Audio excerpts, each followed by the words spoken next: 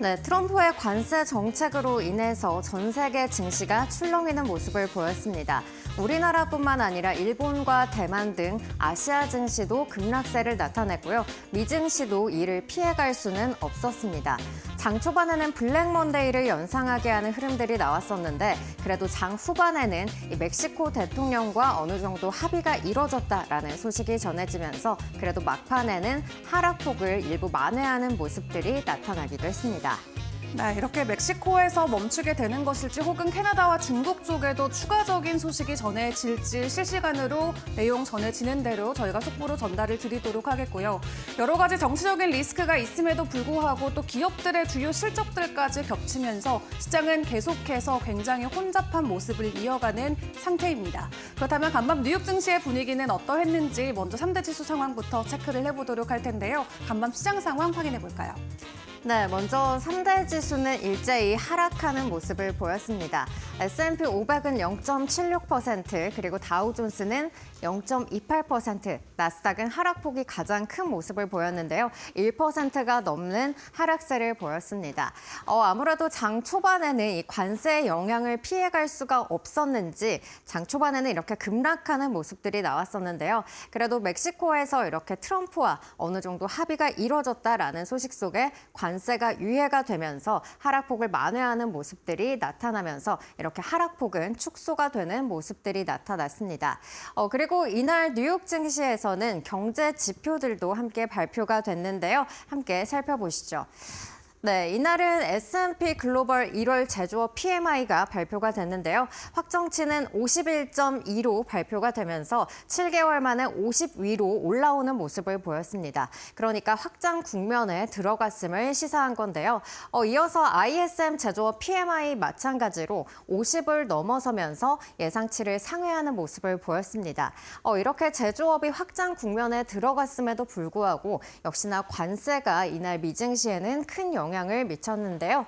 하지만 멕시코 대통령이 이 미국과의 국경에 군대를 배치해서 마약 유통을 감시하겠다라고 이 트럼프 대통령과 전화를 하면서 이 하락폭이 만회가 되는 모습들이 나타나기 시작했습니다. 그렇다면 히트맵 열어서 섹터별 분위기도 살펴보시죠. 네, 이날 이 종목별로 좀 혼조세가 보이는 모습들이 나타났고요. 역시나 섹터별로도 이렇게 혼조세가 함께 나타나는 모습들이 나타났습니다. 기술주와 이 시총 상위 대형 기술주들을 보신다면은 아무래도 하락폭이 짙은 모습을 확인하실 수가 있을 텐데요. 엔비디아 그래도 하락폭을 많이 만회하기는 했습니다만 이 딥시크의 여파도 계속해서 남아있는 데다가 아무래도 이 중국과의 수출 면에서도 이 반도체가 타격을 받을 수가 있기 때문에 이렇게 반도체주들 대부분 하락세를 보이는 모습들이 나타났고요. 애플 역시도 오늘은 3%가 넘는 하락세를 보였습니다. 하지만 메타는 2% 넘게 상승부를 켜면서 2월 첫 거래일을 계속해서 기분 좋은 상승으로 출발을 했고요. 그리고 섹터별 분위기를 보신다면은 아무래도 이런 경기 변동성이 나타나면서 이렇게 필수 소비재라든지 유틸리티 섹터 그리고 헬스케어 섹터들이 그래도 선방하는 모습들을 보였습니다. 그럼 간밤 빅테크에서는 어떠한 소식들이 전해졌을까요? 네, 먼저 애플 같은 경우에는 뱅크 오브 아메리카에서 목표 주가를 상향했다라는 소식이 전해졌습니다. 하지만 그럼에도 불구하고 이 아이폰을 대부분 중국에서 생산을 하고 있기 때문에 수익성 악화 우려 소식 속에 오늘은 급락세를 보이는 모습이 나타났고요. 그리고 반면에 메타 같은 경우에는 계속해서 좋은 분위기를 연출했습니다. 도이체방크에서는 목표 주가를 $800까지 상향하겠다라는 소식을 전하기도 했는데요. 이 엔비디아와 협력한 이 안드로이드 메다 이 프로그램이 또 광고 효과를 높였다라는 그런 분석들이 나오기도 했고요. 또 오픈소스 AI 전략도 시장에서 긍정적인 영향을 받고 있습니다. 이 저커버거 CEO는 우리의 이 오픈 AI 소스 모델이 이 대표적인 모델이 될 것이다라고 자신감을 비치기도 했는데요. 앞으로의 메타의 흐름 계속해서 살펴보시면 좋을 것 같습니다. 네, 이어서 테슬라도 보겠습니다. 네, 테슬라는 어제만 해도 이 미국 내에서 공장을 운영하고 있기 때문에 이 관세에 대해서 좀 영향을 덜 받지 않을까 이러한 이야기들이 나왔었는데요. 테슬라 같은 경우에도 역시나 마찬가지로 캐나다와 그리고 멕시코에서 부품을 조달하고 있다라는 소식 속에서 차량 가격이 상승할 수 있다라는 우려감이 제기가 되기도 했고요. 그리고 북유럽, 스웨덴 같은 북유럽에서도 점유율이 하락했다라는 소식이 전해지면서 오늘은 급락세를 만들었습니다. 그럼 빅테크들의 주가 흐름도 자세하게 살펴보시죠. 네, 먼저 애플 같은 경우에는 오늘 3%가 넘는 하락세를 보였습니다. 오늘 계속해서 마이너스권에서 움직이면서 좀처럼 이 하락폭을 만회하지는 못하는 흐름이 나타났고요. 네, 다음으로 이 메타의 흐름도 살펴보겠습니다. 네, 메타는 계속해서 좀 강세를 그래도 유지하는 모습이 나타났는데요. 오늘 장에서는 1%가 넘게 상승하는 모습을 보였습니다. 마지막으로 테슬라의 주가도 살펴보시죠. 네, 테슬라는 오늘 5%가 넘는 급락세를 만들어 갔습니다. 목표 주가 상향 소식이 있었다라는 그러한 이야기도 계속해서 전해지고 있기는 하지만 그래도 역시나 관세의 영향을 피해갈 수는 없었던 모습들이 나타나고 있습니다. 오늘 계속해서 마이너스권에서 움직임 이어갔습니다. 네, 그렇다면 이슈가 있었던 종목들 살펴보도록 할 텐데요. 오늘 장에서는 역시나 관세의 영향을 받았던 업종들을 살펴보는 것이 좋을 것 같습니다. 먼저 자동차 살펴볼 텐데요. 아무래도 이 대표적인 자동차 대표주들은 하락하는 모습을 보였습니다. 아무래도 캐나다와 그리고 멕시코에서 이 자동차를 만들고 또 부품을 조달하고 있기 때문에 이렇게 하락세를 피해갈 수 없었던 모습이 나타났고요. 그리고 이렇게 주류 같은 주류 업종들에도 하락세가 나타났습니다. 아무래도 캐나다에서 바로 이 주류 판매를 금지하겠다라는 소식이 전해지면서 이렇게 주류 업종들도 하락하는 모습을 보였습니다. 네, 방금 전에 이 팔란티어의 4분기 이 실적이 공개가 됐는데요. 매출액과 EPS 모두 다 예상치를 상회하는 모습을 나타냈습니다. 자세한 소식은 잠시 후에 전해드리도록 하겠고요. 주가 흐름 보겠습니다. 네, 이렇게 호실적에 따라서 현재 시간외에서 12%가 넘는 급등세를 시현하고 있습니다. 자세한 소식 잠시 후에 더 꼼꼼하게 전해드리도록 하겠고요. 계속해서 업종 내용 이어가 보도록 하겠습니다. 네, 물류 업종들도 이렇게 하락하는 모습을 보였는데요. 아무래도 이렇게 교역이나 이런 것들이 활성화되지가 않으면서 당연히 물류량도 감소할 것이다 라는 그런 전망 속에 하락세를 보이기도 했고요. 반면에 철강 업종 같은 경우에는 상승세를 보였습니다. 미국 내 이 철강 업종들의 가격 상승세가 이어지면서 수익성이 개선될 것이다라는 분석 속에 이렇게 뉴코와 같은 종목들은 상승세를 보였습니다. 그러면 이렇게 관세의 영향을 받았던 업종들의 주가 흐름도 함께 살펴보도록 하겠습니다. 네, 먼저 GM 같은 경우에는 현재 3% 넘는 급락세로 장을 마쳤습니다. 그래도 장 초반에는 하락폭이 좀 짙어지지는 않는 그러한 모습이었는데요. 장 막판으로 갈수록 그래도 조금 더 빠지는 모습이 나타나면서 그대로 3%가 넘게 주가는 하락을 했습니다. 시간 외에서도 현재 0.04% 빠지는 흐름들이 나타나고 있고요. 다음 종목도 살펴보도록 하겠습니다. 네, 컨스텔레이션 브랜드 같은 경우에도 마찬가지로 3%가 넘는 급락세를 보였습니다. 오늘 장중 내내 계속해서 마이너스권에서의 흐름 이어갔고요. 네, 또 다음 종목도 살펴보시죠. 네. 다음 종목 페덱스입니다. 네, 오늘 물류 기업들 역시도 이 관세의 영향을 피해갈 수가 없었는데요. 페덱스 같은 경우에는 앞선 종목들보다도 하락폭을 더욱더 키워가는 모습이 나타났습니다. 오늘 6% 넘는 급락세를 만들었고요. 이어서 뉴코도 살펴보겠습니다. 네, 앞서 종목들과는 반전되는 그러한 모습들이 나타나고 있죠. 2%가 넘는 강세로 오늘 장을 마감했습니다. 그러면 실적 발표 기업들은 또 어떠한 소식들이 있었는지 함께 살펴보도록 하겠습니다. 네, 타이슨 푸드 같은 경우에는 오늘 장 시작 전에 실적을 발표를 했는데요. 이 닭고기 사업의 호조가 이뤄지면서 2년 만에 가장 좋은 분기 실적을 기록했다라는 소식이 전해지면서 타이슨 푸드 오늘 좋은 소식이 전해졌고요.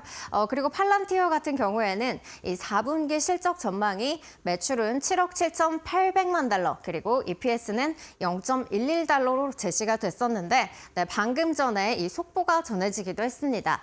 EPS 같은 경우에는 0.12달러로 집계가 되면서 이 0.11달러를 넘어선 모습이 나타나기도 했습니다.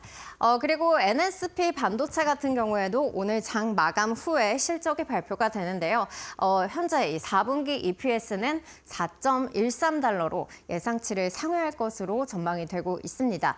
이 NXP 반도체 같은 경우에는 3분기에는 이 가이던스에 부합하는 그런 실적을 내놨는데요. 이 장 마감 후에 또 어떠한 실적을 발표할지도 계속해서 지켜보시죠.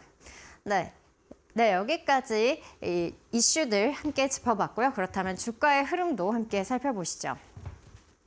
네, 팔란티어 오늘장에서는 1%가 넘는 강세를 보였는데 4분기 호실적 발표 속에 현재는 13%가 넘는 급등세로 시간 외에서의 움직임을 나타내고 있습니다. 네, 그리고 타이슨 푸드도 살펴보도록 할 텐데요. 네, 타이슨 푸드도 역시나 좋은 실적을 기록을 하면서 2%가 넘는 강세를 보였습니다. 시간 외에서는 별다른 움직임이 없는 걸로 체크가 되고 있고요. 그리고 마지막으로 NXP 반도체도 함께 살펴보겠습니다. NXP 반도체 같은 경우에는 아직 이 실적 발표를 앞두고 있는데요. 오늘 1%가 넘는 하락세를 보인 반면에 또 시간 외에서는 이 실적에 대한 기대감 때문인지 1%가 넘는 강세로 움직이고 있습니다. 네, 다음으로는 상품 시장도 살펴보시죠. 네, 달러 인덱스 같은 경우에는 오늘 거의 109에 가까운 모습을 나타내고 있습니다. 아무래도 이 대외적으로 변동성이 커지면서 안전자산 선호 심리가 계속해서 증가를 하는 모습인데요. 이 소식에 따라서 달러 인덱스 오늘 상승하는 모습을 나타냈고요. 다음은 금 가격도 살펴보시죠. 네, 금 가격 같은 경우에는 계속해서 상승세를 이어가고 있습니다. 전일 사상 최고치를 경신했는데 또 한 번 사상 최고치를 뚫어내는 흐름을 나타냈고요. 오늘 장에서는 0.8% 상승한 모습을 나타내고 있습니다. 네, 여기까지 상품 가격 살펴봤습니다. 네, 계속해서 이 관세 영향이 계속해서 증시에 작용할 것으로 보이는데요. 또 캐나다와의 이 협상이 어떻게 이뤄질지 오늘 증시의 관전 포인트가 될 것 같습니다. 여기까지 미국 증시 마감 상황 전해드렸습니다.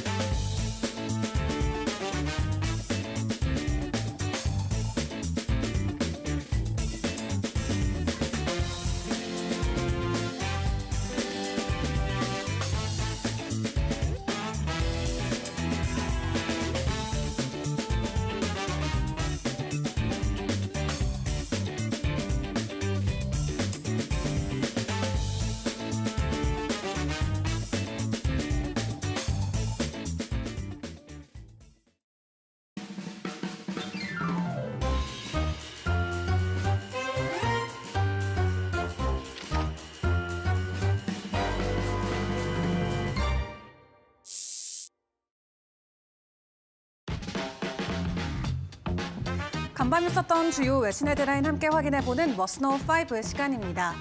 미국과 멕시코가 관세부가 하루 전날에 극적인 합의에 성공을 했습니다. 구체적으로 어떤 내용들이 전해졌는지 바로 이슈로 들어가 보도록 할 텐데요. 4일부터 본격적으로 관세 부과를 시행하겠다라고 미국 측이 밝혔지만 다행히도 관세부가 하루 전날에 극적인 관세 유예에 합의를 했습니다. 멕시코 대통령인 클라우디아 셰인바움과 트럼프 대통령은 각각 자신의 소셜미디어 계정을 통해서 4일부터 부과하기로 했던 미국의 멕시코에 대한 25% 관세를 한 달 동안 중단하기로 했다라고 밝혔는데요. 셰인바움 대통령은 본인의 X 계정을 통해서 멕시코에서 미국으로 마약 밀매를 막기 위해 10,000명의 국가 경비대를 투입해서 북부 국경 강화에 나선다라고 밝혔고요. 또 미국은 멕시코로의 고성능 무기 밀매를 막기 위해서 노력하기로 했다고 언급했습니다. 이에 따라 멕시코 정부는 보안과 무역 두 분야에서 작업을 시작하면서 미국은 한 달 동안 관세 부과를 중단한다라고 적었고요. 미국의 트럼프 대통령 같은 경우는 미국과 멕시코가 관세를 한 달간 중단하기로 합의했다라고 밝히면서 앞으로도 셰인바움 대통령이 미국과 함께 협상하기를 원한다라고 적었습니다. 트럼프 대통령은 오늘 아침 중으로 캐나다 총리와도 통화를 진행할 예정인데 그런 가운데 월가에서는 관세와 관련해서 여러 가지 다양한 경고와 관련된 목소리들이 나오고 있습니다. 먼저 골드만삭스 그룹 같은 경우는 트럼프 행정부의 최근 관세 조치로 기업 수익 예측이 어두워지면서 향후 미국 주식이 5% 급락할 위험이 있다고 전망했습니다. 또 골드만삭스는 트럼프의 관세가 지속될 경우 S&P 500 기업의 이익 예측치가 2%에서 3% 정도 줄어들 것으로 전망했고요. 또 관세율이 5%포인트 상승할 때마다 S&P 500 기업의 EPS가 1에서 2% 하락할 것으로 추정했습니다. 이어 모건 스탠레이 같은 경우는 이 주식시장이 트럼프의 관세 부과에 대해 낙관적이었지만 관세가 지속될수록 낙관론은 시험대에 오를 것이라면서 상황이 반전되고 있음을 시사했고요. RBC 캐피탈 마켓의 전략가인 로리 칼바시나 같은 경우는 관세 발표에 따라서 S&P 500이 5에서 10% 하락할 가능성이 높아졌다고 경고했습니다. 이 월가 최대 은행인 JP모건 같은 경우는 이번 관세 조치가 예상보다 규모가 크고 예측했던 것과는 본질적으로 다르다라고 지적하면서 미국의 주요 무역 파트너인 캐나다와 멕시코에 집중된 관세는 결과적으로 공급망 충격을 초래할 것이라고 전했습니다. 한마디로 월가에서는 트럼프 대통령의 관세 조치는 현재 금융 상황을 전혀 고려하지 않은 것이다라는 설명을 내놓고 있는데요. 다만 간밤 멕시코와 극적인 합의를 이뤄낸 것처럼 캐나다나 중국과 관련해서도 관세가 일시적일 수도 있다라는 가능성은 나오고 있는 상황입니다. 다만 여기에 유럽 쪽에도 관세 조치를 취할 것이다라는 소식이 전해지면서 일단 관세 조치는 계속해서 확장이 되어가고 있는 상황인데요. 일단 외교적인 상황이 불안정한 상황이 이어지고 있다 보니까 간밤 뉴욕 증시는 일부 종목들 위주로 큰 폭의 하락을 보였던 섹터들이 대거 출현하기도 했습니다. 관세 전쟁으로 인해서 피해주들이 속출하고 있는데 어떤 분야들이 있는지 바로 확인을 해보시죠. 일단 간밤 여러 업종을 통해서 가격 하락이 나오는 종목들이 있었습니다. 대표적으로 자동차 업종의 주가가 큰 타격을 입었는데요. GM이나 포드와 같은 완성체 업체들부터 전기차인 테슬라까지 일제히 하락을 했습니다. 이 배런스 보도에 따르면 미국에서 판매되는 차량 상당수가 캐나다와 멕시코에서 조립되면서 인기 차종의 부품 중 30%에서 50%가 북미 지역 내 조달되고 있는 상황이라고 하는데요. 다만 이번 관세 부과로 인해서 이러한 공급망에는 차질이 발생할 가능성이 커지면서 관련주들의 가격이 간밤 출렁이기도 했습니다. 그리고 테슬라 같은 경우는 캘리포니아에서 테슬라의 판매량이 12% 감소됐다는 소식과 함께 간밤 큰 폭의 가격 하락을 보이기도 했고요. 뿐만 아니라 트럼프 행정부가 캐나다나 멕시코, 중국산 제품에 대한 관세 부과 방침을 발표하면서 주택건설 관련 기업들의 주가도 일제히 하락했습니다. 궁극적으로는 이번 조치로 인해서 가장 큰 타격을 받는 것은 주택 구매자들이 될 가능성이 크다는 분석도 나왔는데 배런스 보도에 따르면 전미주택건설협회는 이날 성명을 통해 주택 건설에 필수적인 목재나 석고보드 같은 건축자재가 캐나다와 멕시코에서 수입되는 경우가 많다라고 밝히면서 그 부담은 결국 소비자들에게 전가될 것이라고 경고했습니다. 또 트럼프 행정부의 관세 조치 발표 이후 시장에서는 건설 비용 상승과 이에 따른 신규 주택 가격 인상도 우려가 커지고 있는데요. 이미 높은 모기지 금리와 주택 가격으로 인해서 구매력이 낮아진 상황인데 추가적인 비용 증가가 신규 주택 판매에 부정적인 영향을 미칠 가능성이 크기 때문입니다. 지난 2년 동안 기존 주택 판매는 전미부동산협회 기준으로 1990년대 중반 이후 최저치를 기록한 상황인데 더욱더 악화되게 된다면 경제에도 큰 부담을 줄 수가 있겠습니다. 오늘 장에서 미국 대표 건설주인 레나나 DR 호튼도 모두 하락한 채 마무리를 지었고요. 그런 가운데 골드만삭스는 도널드 트럼프 미국 대통령의 관세 조치로 인해서 가장 큰 영향을 받을 종목들을 선정하기도 했습니다. 골드만삭스의 관세 리스크 종목을 함께 확인을 해보시면 의료업체 캐나다구스인 홀딩스, 그리고 스포츠용품 소매업체인 딕스 스포팅 굿즈, 또 스포츠용 신발 및 의류 제조업체인 나이키와 자동차 제조업체 포드, 주택 인테리어 및 리모델링 용품 판매 기업인 로우스가 이름을 올렸는데요. 골드만삭스는 이번 관세로 인해서 소비재나 자동차 그리고 유통업체들이 가장 큰 피해를 입을 것이라고 전망하기도 했습니다. 또 트럼프 대통령이 캐나다산 제품에 25%의 관세를 부과하겠다고 발표한 데 대한 보복 조치로 캐나다 정부가 미국산 주류를 판매 금지하겠다고 나섰죠. 이에 미국 주류주들도 일제히 하락했는데요. 컨스텔레이션 브랜드나 브라운 포맨 등 관련주들이 일제히 하락하기도 했습니다. 캐나다 온타리오주 주류통제위원회는 4일부터 정부가 운영하는 주류 매장에서 모든 미국산 주류를 철수할 것이라고 밝히기도 했는데 일단 해당 업체가 전 세계에서 가장 큰 주류 도매업체 중 하나이기 때문에 여러 업종을 통해서 당분간 관세발 변동성에는 크게 주의를 하시는 게 중요할 것 같습니다. 그리고 이번 관세 조치로 인해서 또 하나 타격을 받은 기업이 있습니다. 바로 일론 머스크의 스타링크인데요. 캐나다 온타리오주에서 100억 원 규모의 머스크의 스타링크 계약을 파기하겠다라는 내용을 주지사가 본격적으로 공개를 했습니다. 해당 내용을 함께 확인을 해보시면 지난 11월에 체결된 스타링크와 캐나다의 계약은 주 전역에 고속 인터넷을 제공하기 위한 것이었는데요. 다만 포드 주지사는 이제 관세가 철회될 때까지 미국 기업들과 거래하지 않겠다라고 밝히면서 스타링크와 체결한 약 100억 원 규모의 계약을 파기하기로 결정했다고 발표했습니다.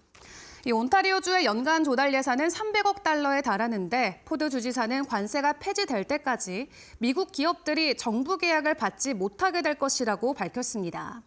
그는 미국 기업들은 이제 수백억 달러의 새로운 수익을 잃게 될 것이라면서 이는 오로지 트럼프 대통령 때문이다라고 밝혔는데요. 뿐만 아니라 포드 주지사는 머스크를 가정과 소득, 기업들을 파괴하려는 팀의 일원이다라고 비난하기도 했습니다. 해당 소식에 머스크는 자신이 소유한 플랫폼 X에서 어쩔 수 없지라고 공유하면서 반응을 이어갔는데요. 이 스타링크는 최근 캐나다에서 약 40만 명의 가입자를 확보하며 사업을 확장하고 있던 상황인데 그럼에도 불구하고 포드 주지사는 주정부가 아직 스타링크에 어떤 대금도 지불하지 않았다라고 밝히면서 계약 해지를 위해 법적 조치가 필요하지 않는 점도 함께 시사하기도 했습니다. 머스크가 정치적인 행보를 굉장히 적극적으로 확장해 나가고 있다 보니까 이러한 이슈에도 가장 먼저 공격 대상이 되는 모습을 확인을 해볼 수가 있었는데 이외 다른 조치들이 계속 나오면서 머스크 그리고 테슬라 그와 관련된 여러 종목들에게 어떤 영향이 끼쳐질지는 상황을 면밀하게 살펴보시는 게 중요할 것 같습니다. 그런 가운데 작년 한 해 동안 굉장히 뜨거웠던 양자 컴퓨터 올 한 해는 부진한 모습을 이어가고 있죠. 다만 오늘은 약간의 반전의 모습이 나왔는데요. 어떤 내용이었을지 확인을 바로 해보시죠. 일단 지난달에 있었던 CES를 통해서 나왔던 코멘트로 양자 컴퓨터 관련주들이 올 들어서 40% 가까운 급락을 이어가고 있던 상황이었죠. 다만 여기에 실리콘밸리의 억만장자인 빌 게이츠가 간밤 유용한 양자 컴퓨팅의 실현 시기에 관련해서 새로운 관점을 언급하면서 관련주들이 반등에 나섰습니다. 이 게이츠는 야후 파이낸스의 오프닝 비드 팟캐스트에 참여해서 앞으로 3년에서 5년 안으로 양자 컴퓨팅 관련 분야의 돌파구가 마련될 가능성이 있다라고 밝혔는데 이를 통해 시스템이 어려운 문제를 해결할 수 있는 충분한 큐비트에 도달할 수 있다라고 전했습니다. 다만 빌 게이츠는 이 분야에 관련해서 불확실성을 인정하면서도 마이크로소프트가 양자 컴퓨팅 분야에서 적극적으로 연구하고 있고 올해 말에 세계에서 가장 강력한 양자 컴퓨터를 출시할 예정이라고 밝혔는데요. 전반적인 양자 컴퓨팅 섹터가 여전히 변동성을 보이고 있지만 그래도 그 안에서의 아이온큐 종목의 반등은 주목할 만한 것 같습니다. 다른 관련주들은 연초 대비해서 모두 30% 넘는 급락세를 이어가고 있지만 아이온큐는 연초 대비해서 2% 내외의 하락을 보이면서 나름 강하게 반등해주는 모습을 보여주고 있는데 서학개미들이 워낙 많이 보유하고 있는 종목과 섹터이니만큼 앞으로의 변동성도 계속해서 주목을 해보시죠.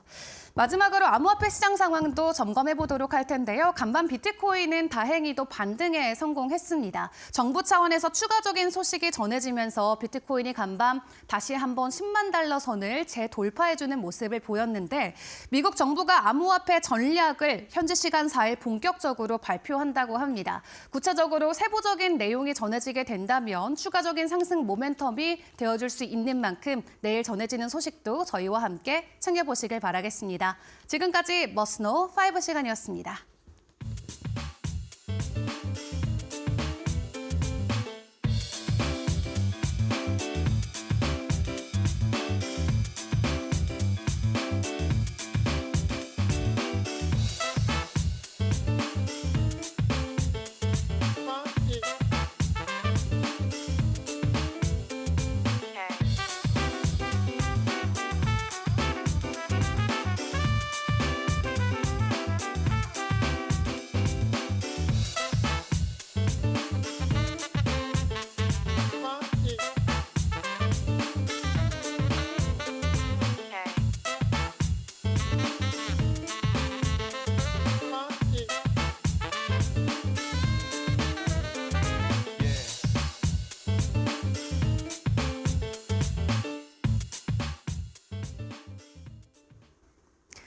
네, 트럼프가 발발한 이 관세 전쟁으로 인해서 전 세계 증시가 뒤흔들고 있습니다.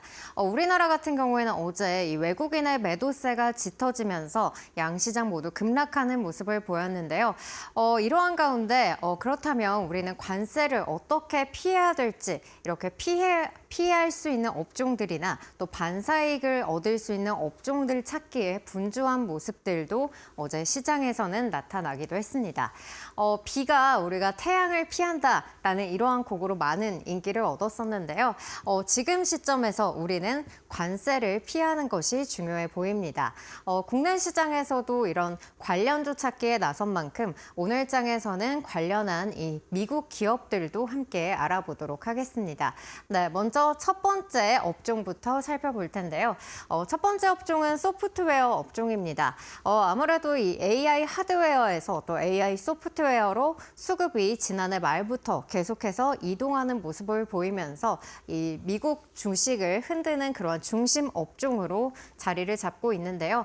아무래도 물리적으로 어떠한 이런 상품이나 그런 공급망의 영향이 제한적이기 때문에 영향을 받지 않기 때문에 이러한 부분에서 관세의 영향을 피해갈 수 있다라는 이야기들이 나오고 있고요. 역시나 무형 자산이 핵심이기 때문에 여러한 이런 재료들을 조달할 필요가 없기 때문에 역시나 소프트웨어 업종을 집중해봐야 된다라는 이야기들이 나오고 있습니다. 살펴보시면은 이렇게 클라우드 업종들 역시나 강세를 보이고 있는 걸 나타낼 수가 있는데요. 이 세일즈포스 같은 경우에는 이 고객 관리 소프트웨어 기업이고요. 위에는 지금 자막이 잘못 나와 있는 것 같은데 마이크로소프트로 정정을 하겠습니다. 마이크로소프트 같은 경우에는 우리 애저 클라우드를 기반으로 해서 현재 클라우드 사업에서 좀 호조세를 보이고 있는 모습이고요. 그리고 팔란티어 같은 경우에는 아무래도 이 AI 소프트웨어 대표주로 떠오르고 있는 만큼 좀 계속해서 주목을 해봐야 된다라는 시각들이 이어지고 있습니다. 팔란티어는 막대한 양의 데이터를 처리할 수 있는 기업인데 최근에는 정부뿐만 아니라 이 민간 기업에서도 주문이 쇄도한다라는 소식들이 전해지기도 했습니다.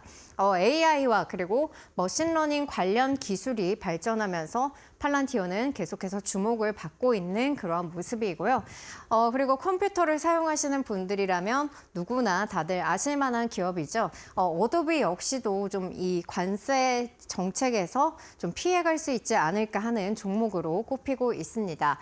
이렇게 포토샵이나 프리미어 프로 같은 이러한 크리에이티브 소프트웨어 강자인 기업인 만큼 역시나 이러한 소프트웨어 업종에서도 살펴봐야 될 종목이다라고 이 분석들이 나오고 있고요. 그리고 구독 기반의 이 비즈니스 모델로 인해서 안정적인 수익을 계속해서 창출하고 있기도 합니다. 자, 다음 업종은 보험 업종인데요. 네, 보험 업종 같은 경우에는 우리가 경기 방어주로도 알려져 있습니다. 아무래도 이렇게 대외적인 리스크나 변동성이 짙을 때는 이 투자자들이 경기 방어주로 좀 피신을 하는 경향이 짙은데요. 보험주도 아무래도 이러한 맥락에서 좀 이러한 수혜 업종으로 좀 꼽히고 있지 않나 싶습니다. 이 미국에서는 이 산불이나 또 허리케인 같은 이런 대형 자연 재해들이 계속해서 일어나고 있는데요. 이 때문에 미국의 보험 업종 은 세계 최대 규모를 자랑을 하고 있고요. 그리고 막대한 양의 이 자금을 통해서 다양한 금융 서비스를 제공을 하고 있기 때문에 역시나 원재료를 수입할 필요가 없다라는 측면에서도 관세의 영향을 피해갈 수 있을 걸로 보여지고 있습니다. 버크셔 해서웨이 같은 경우에는 다들 아실 테지만 워런 버핏의 이 기업으로 알려져 있죠. 현금 보유량이 막대하기 때문에 배당금 인상도 계속해서 꾸준하게 이어지고 있고 아무래도 전통적인 이 안정적인 기업으로 꼽히고 있습니다. 그리고 프루덴셜 파이낸셜이나 AIG 같은 경우에는 우리나라에서도 사업을 하고 있기 때문에 이러한 보험 업종들 다들 눈에 익으셨을 것 같고요. 그리고 마지막으로 이 처브 리미티드에 대해서 좀 소개를 해드려야 될 것 같습니다. 이렇게 대부분의 업종들은 기업 아니면 개인 등을 이렇게 보험 서비스를 제공하는 그러한 기업으로 알려져 있는데요. 이 처브 리미티드 같은 경우에는 아무래도 무역 손해보험에도 좀 포함이 된다라는 이야기들이 전해지고 있습니다. 이 처브 리미티드의 이 무역 손해보험 같은 경우에는 국경을 넘을 때 이렇게 물류들이 국경을 넘을 때 그런 리스크들을 해지할 수 있는 그러한 상품들로 알려져 있는데요. 이렇게 다양한 개인뿐만 아니라 이렇게 기업을 대상으로 한 자산과 손해 등 다양한 상품을 제공하고 있습니다. 네, 트럼프의 이 현재 속보가 전해졌는데요. 캐나다 총리와 통화가 좀 잘 진행이 되고 있다라는 소식들이 전해지고 있습니다. 멕시코와 캐나다의 이 관세 부과가 예상보다는 좀 지속이 길게 되지는 않을 것이다라는 전망들이 나오고 있는데요. 그러한 전망에 따라서 좀 지금 현재 이야기가 잘 이어지고 있는 것 같습니다. 조금 더 자세한 소식이 나오는 대로 전해드리도록 하겠고요. 다음 업종도 살펴보도록 하겠습니다. 네, 온라인 광고 업종도 우리 관세를 좀 피해갈 수 있다라는 시각들이 나오고 있는데요. 아무래도 이 물건을 더욱더 좀 많이 기업들에게는 판매하고자라는 그러한 수요가 증가할 것이다라는 분석들이 나오고 있습니다. 이렇게 물건을 많이 판매하기 위해서는 당연히 마케팅 비용은 증가를 하게 될 거고요. 이에 따라서 광고 기업들이 수혜를 받을 수 있다라는 전망들이 함께 제시가 되고 있습니다. 이렇게 빅테크 기업들이 이렇게 상위에 랭크가 되어 있는데요. 알파벳 같은 경우에는 디지털 광고 시장 점유율 1위를 기록을 하고 있죠. 구글이나 유튜브 같은 곳에서 이 광고 수익을 창출하는 걸로 알려져 있고요. 메타 같은 경우에도 계속해서 이 SNS를 통한 광고 수입이 증가를 하고 있다라는 소식이 전해지기도 했습니다. 최근에는 또 광고의 단가까지도 함께 올라가고 있다라는 분석들이 나오고 있고요. 아마존 역시도 좀 AI를 쇼핑이나 이렇게 운영에 적극적으로 활용을 하면서 마진이 계속해서 개선되고 있다라는 소식들도 전해지고 있습니다. 네, 스냅도 마찬가지로 광고 관련주로 떠오르고 있고요. 그리고 마지막으로 이 트레이드 데스크 같은 경우에도 광고 관련 기업인데요. 지난 5년간 6.7%의 성장률을 기록을 하면서 이 동종 업계 내에서는 견고한 성장세를 기록을 하고 있습니다. 네, 그리고 마지막 업종인데요. 중고차 업종입니다. 아무래도 캐나다 그리고 멕시코에서 이렇게 차량을 생산을 하고 있기 때문에 중고차 업종들도 주목을 받고 있는데요. 이렇게 공급망 우려가 생기면서 신차 가격은 상승을 할 수 있다라는 우려감들이 제기가 되고 있고, 그리고 이렇게 계속해서 관세를 부과를 하게 된다면은 역시나 인플레이션에 대한 우려에서도 좀 자유로울 수가 없을 겁니다. 이 때문에 이 금리가 상승을 하면서 이 소비자들이 신차를 구매하는 데 있어서 좀 부담이 증가할 것이다라는 분석들이 나오면서 중고차 업종도 수혜를 받지 않을까라는 그러한 이야기들이 나오고 있는 건데요. 카바나는 이 미국 최대 온라인 중고차 거래 플랫폼으로서 알려져 있고요. 카맥스 역시도 마찬가지로 중고차 딜러 체인으로 알려져 있습니다. 나머지 기업들도 마찬가지로 이렇게 중고차와 관련된 사업을 하고 있으니까요. 이러한 종목들도 함께 챙겨보시면 좋을 것 같습니다. 네, 어제 이어서 우리 시장도 그렇고 미국 시장 내에서도 이렇게 좀 관세 정책에서 자유로울 수 있는 업종 그리고 종목들에 대해서는 좀 희비가 엇갈리는 모습인데요.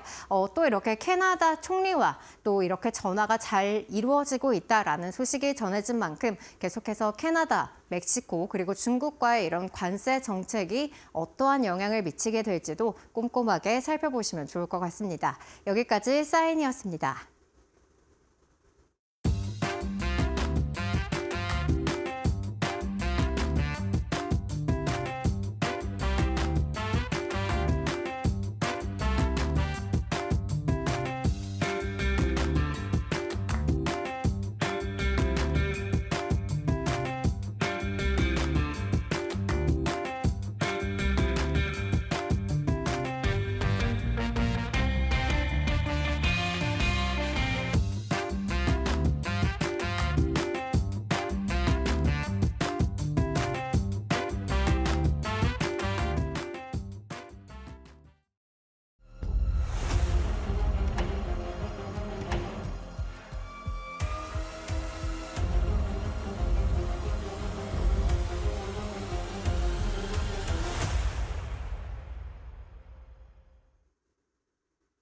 안녕하세요. 메디토크 신일섭입니다. 오늘의 주제는 S&P ISM 제조업지수 50 돌파, 페이팔 마피아의 알파, 장마감 후 팔란티어 실적 발표 대기입니다.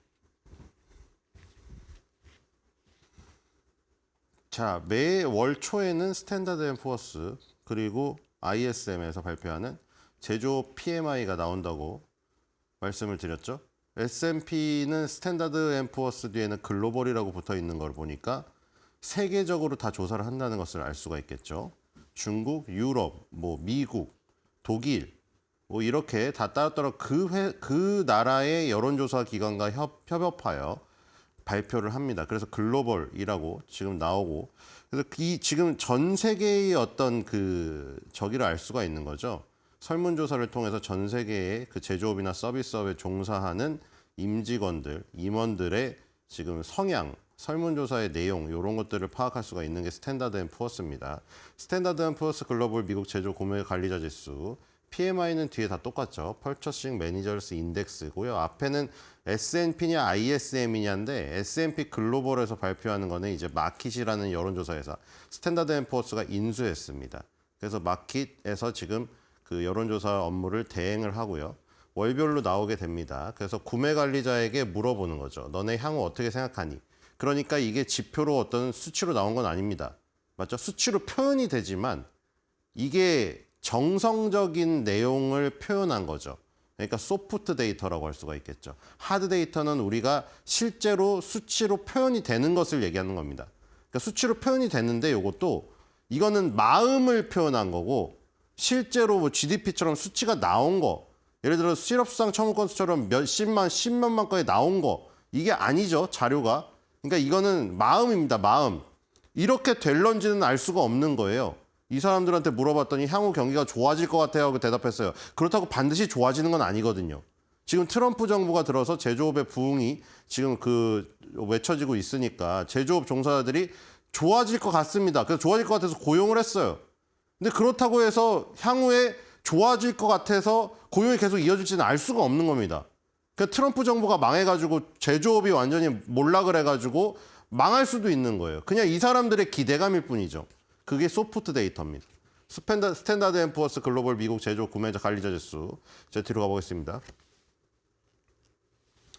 굉장히 좋은 모습으로 치솟았죠. 자, 지금 계속해서 3번 연속 치솟고 한 번 내려갔다가 다시 치솟으면서 고점을 돌파하려고 하고 있습니다. 예측값이 51.9였는데 실제치는 51.2가 나왔습니다. 예상치보단 하회했지만 중요한 거는 지금 48.5, 49.7, 49.4 드디어 50을 넘었다는 것이죠. 제조업이. 그쵸? 이건 서비스업이 아닙니다. 서비스업은 이제 이 뒤에 발표가 되죠.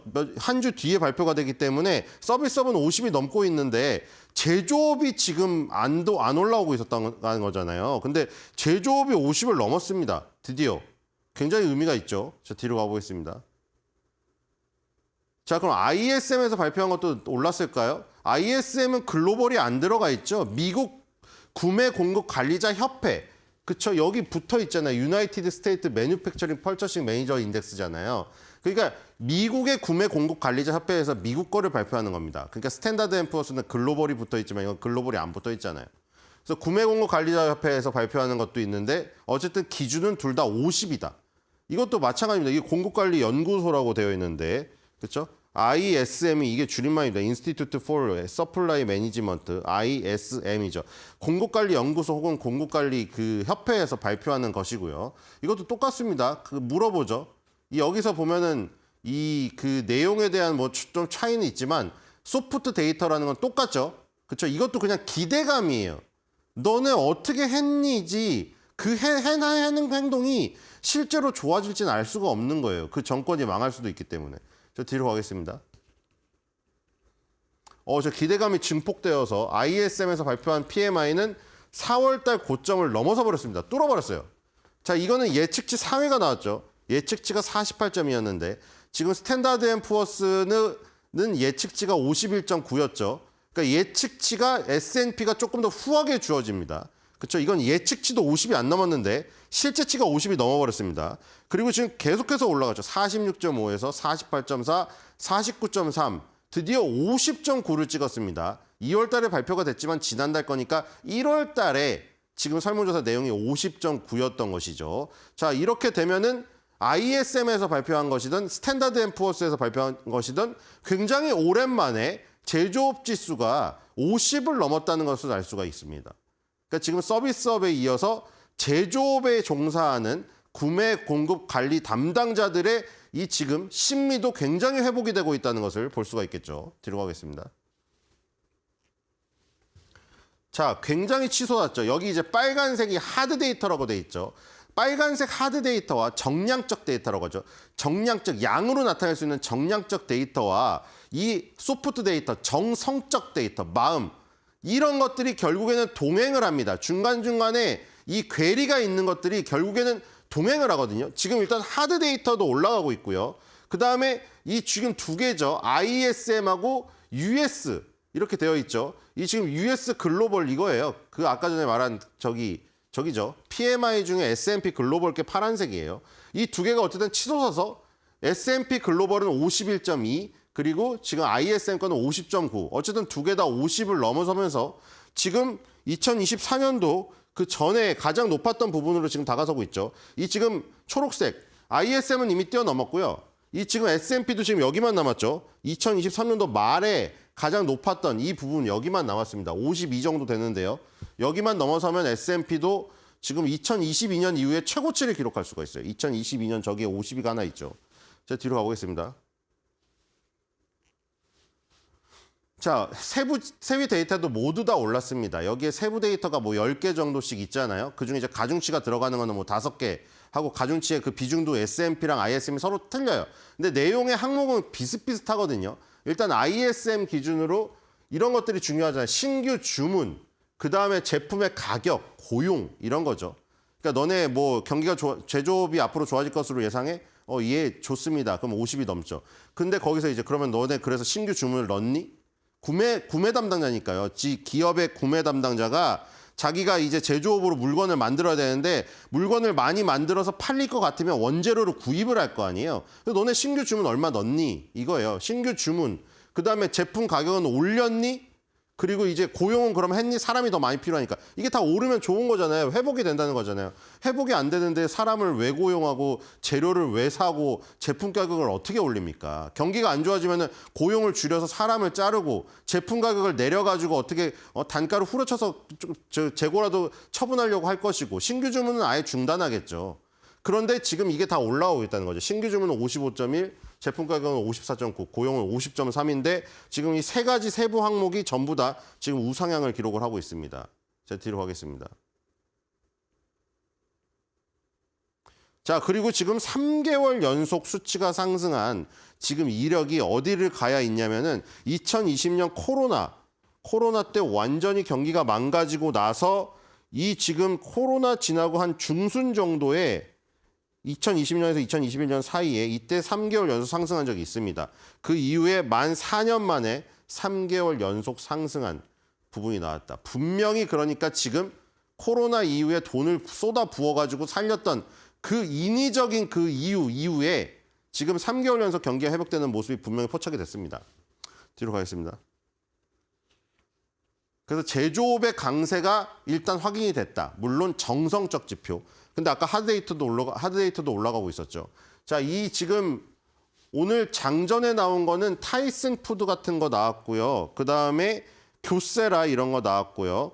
그다음에 얼라이언스 이런 거 나왔습니다. 그리고 이제 장 마감 후에 팔란티어가 이제 나오죠. 그리고 NXP도 있네요. 자동차 반도체.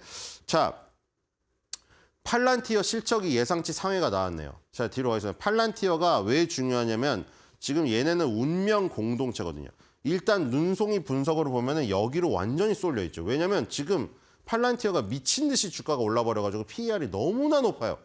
그래서 지금 밸류에서는 물론 그 높은 게 사람들의 인기를 의미하기 때문에 사실 이런 성장주는 뭐 단순하게 절대 PER이 높다고 예를 들어 PER이 뭐 200~300배라고 해서 엔비디아도 마찬가지라는 200~300배라는 거는 돈을 지금 주가를 정당화하려면 200년치를 끌고 와야 된다는 거예요. 한마디로.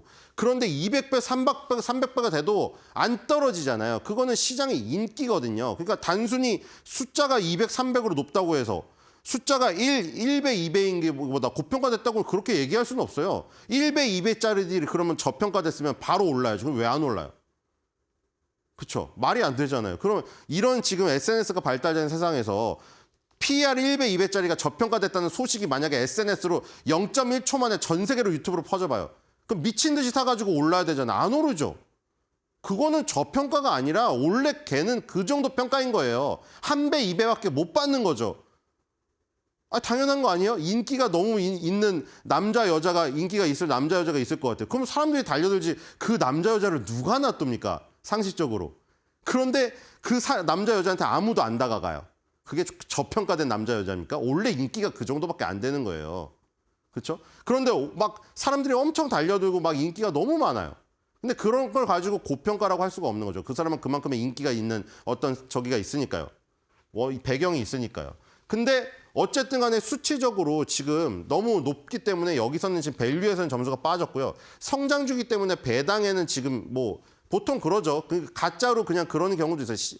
내가 너무 회사가 어려워서 그냥 너울 좋게, 허울 좋게 야 우리는 성장에 관심을 두니까 주주 여러분들 이제 배당은 우리가 다 크고 주겠습니다. 그런 사기를 치는 회사들은 우리나라에 많아요.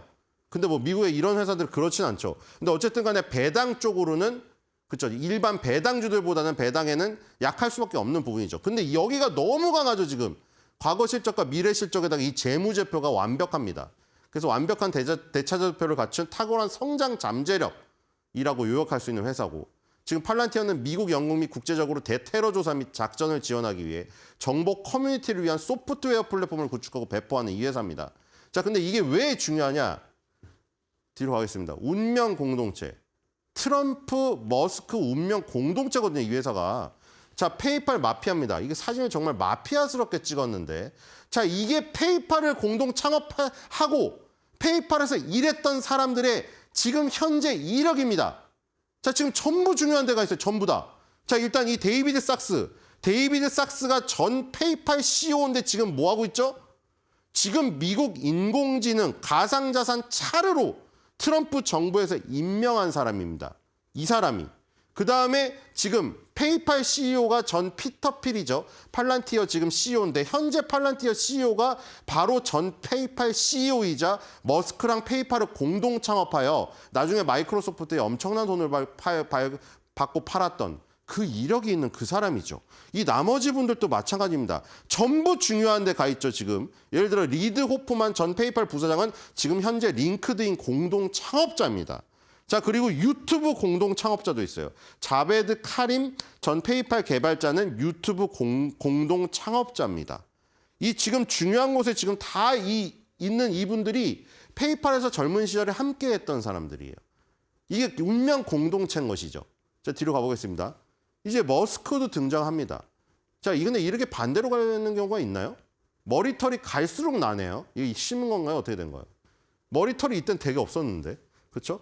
자, 2000년도입니다. 무려 25년 전에 바로 지금 피터 필 페이팔 최고 경영자랑 공동 창업자 일론 머스크의 젊은 시절의 모습입니다. 이 뚱뚱한 컴퓨터 쓰던 시절에 지금 뭐 유학생이라던가 뭐 환전할 때 페이팔 많이 쓰잖아요. 외국에서 예를 들어 뭐 유튜브를 외국 쪽에서 한다고 했을 때 페이팔로 돈 받아가지고 한국 쪽 은행으로 해가지고 수수료 얼마 띄고 또 송금도 하고 이러죠. 그 페이팔을 만들었던 이 팔로알토의 페이팔 본사에서 피터 필 페이팔 최고 경영자랑 머스크랑 찍었던 25년 전의 추억의 사진입니다. 근데 이 지금 요게 25년 후에도 그대로 이어졌어요. 이 공화당의 오랜 지지자였고 뭐 빌 게이츠는 저기 해리스한테 후원금을 줬지만 이번에 또 마러라고 리조트에서 3시간 동안 뭐 대화를 했다고 하죠. 물론 에이즈에 대해서 빌 게이츠는 관심에서 그거에 대해서 얘기했다고 하는데 어쨌든 간에 지금 공화당의 오랜 지지자고요. 그다음에 머스크는 당연히 그렇고 거기다가 이 또 공통점이 있습니다. 둘 다 남아공이에요. 지금 뭐 트럼프 뭐 나중에 머스크가 나중에 뭐 차세대 대통령설이 있는데 뭐 저기 남아공 출신이라 안 된다고 하잖아요. 아까 전에 데이비드 삭스 백악관 AI 담당자, 팔란티어 현 CEO 피터 틸, 그리고 일론 머스크 모두 출신이 남아공입니다. 그러니까 남아프리카 공화국 출신에다가 페이팔 공동 창업자 및 전 CEO 혹은 COO 엮여 있는 데다가 지금 트럼프 행정부를 구성하는 이 운명 공동체이기 때문에 예를 들어 팔란티아 주가가 급락을 하게 되면은 테슬라 그리고 트럼프 행정부가 지금 하고 있는 AI 사업, 지금 현재 뭐 딥시크로 인한 엔비디아의 위협에 따른 급락 이런 것들이 다 전이될 가능성이 있습니다. 그렇기 때문에 이번 주 초에 발표되는 이 팔란티아의 실적과 주가는 상당히 중요하다. 그렇죠? 왜냐하면 지금 딥시크로 엔비디아가 흔들리고 있고 데이터 센터 관련주들이 흔들리고 있고 전체 빅테크에 영향을 미치고 있잖아요. 미국 빅테크처럼 저렇게 돈 많이 들일 필요가 없다라는 논리로 가버리고 있기 때문에 만약에 팔란티어가 무너지면은 이런 것들이 전부 무너지는 거예요. 뭐 남아공 출신이다, 뭐 앨런 머스크가 트럼프의 오른팔이니, 트럼프의 지금 AI 시대를 지금 뭐 계속해서 그 드라이브를 거는 데이비드 sak스 AI 총 책임자의 어떤 진로 이런 것들이 모두 다 달려 있다고 해도 과언이 아닙니다. 이제 뒤로 가겠습니다. 그래서 팔란티어는 단 개별 실적, 개별 기업의 실적보다도 훨씬 더 많은 의미를 내포하고 있다는 거. 자, 지금 평균 컨센서스에서 40%를 내려가야 목표가입니다. 자, 이렇게 빨리 주가가 올랐기 때문에 도저히 따라갈 수가 없는 거예요. 지금 증권가의 평균 목표가 51.50인데 현재 주가는 80달러를 상회하고 있거든요. 지금 증권가의 목표 주가를 따라가려면 여기서 40% 주가가 폭락을 해야 됩니다. 그러니까 지금 무슨 말이냐면은 애널리스트들은 계속해서 어쩔 수 없이 분석 보고서에다가 목표 주가를 상향을 계속해야 돼요. 주가가 너무 빨리 오르니까요. 뒤로 가보겠습니다. 2024년 최고의 주식이 팔란티어였습니다. 자, 이 의견은 투바이 9월드 6셀인데 너무 빨리 오는 나머지 이게 바이를 외치기가 그런 상황까지 간 거예요, 지금. 뒤로 가겠습니다. 나빠서 그런 게 아니라 주가가 이게 작년에 420%가 올랐습니다. 자, 지금도 굳건하죠. 지금 엔비디아발 딥시크 충격이 팔란티어에 미치지도 않고 있어요. 자, 지금 일단 예상치 상해까지 나왔죠. 뒤로 가겠습니다. 주봉입니다. 자, 주봉도 이제 보시면은 거의 고점 돌파를 앞두고 있고요. 자, 이 월봉을 보겠습니다. 월봉의 하이라이트입니다. 이게 과연 월봉이 맞나 싶을 정도의, 자, 이게 월봉입니다. 다음 게 한 봉의 움직임이 한 달의 움직임을 나타내는, 이게 무슨 분봉 차트가 아니거든요. 1분봉, 3분봉, 5분봉 차트가 아니에요. 마치 1분봉 차트인 것 같죠, 이거. 이게 지금 월봉 차트, 이게 말이 안 됩니다, 이게. 이게 어떻게 이런 월봉 차트가 이런 주식이 나올 수가 있죠? 자, 이 월봉이 지금 이렇다는 거는 지난 연도에는 단 한 달도 음봉이 나오지가 않았다는 겁니다. 어마어마한 상승을 기록을 했죠. 자, 지금 저렇게 급등을 하고 있기 때문에 PR이 상당히 높을 수밖에 없죠. 주당 순이익에 비해서 EPS 상승 속도에 비해서 주가 상승 속도가 너무 빠르니까 분자의 주가가 있고 분모의 EPS가 있잖아요. 주당 순이익도 엄청나게 빠르게 오르잖아요. 저렇게 EPS가 상회를 나오는데 계속. 그런데 주가가 너무 빨리 오르니까 분자가 크기가 PER이 계속 커지는 거예요. 근데 그걸 가지고 고평가라고는 할 수가 없는 거죠. 물론 기술적인 이격은 따질 수가 있어요. 기술적인. 근데 기본적에서 재무상에서 PER이 그냥 단순히 수치가 높다는 걸로 고평가라고 얘기할 수는 없다. 어쨌든 간에 지금 실적의 상회가 나왔기 때문에 지금 굉장히 흐름이 좋은 겁니다. 팔란티어가 일단 저렇게 스타트를 좋게 끊어버리면 빅테크 기업들이 지금 실적 발표가 쭉 이제 이어질 텐데 분위기가 좋아져요. 분위기가. 그래서 팔란티어가 일단 첫 출발을 아주 좋게 끊었고요.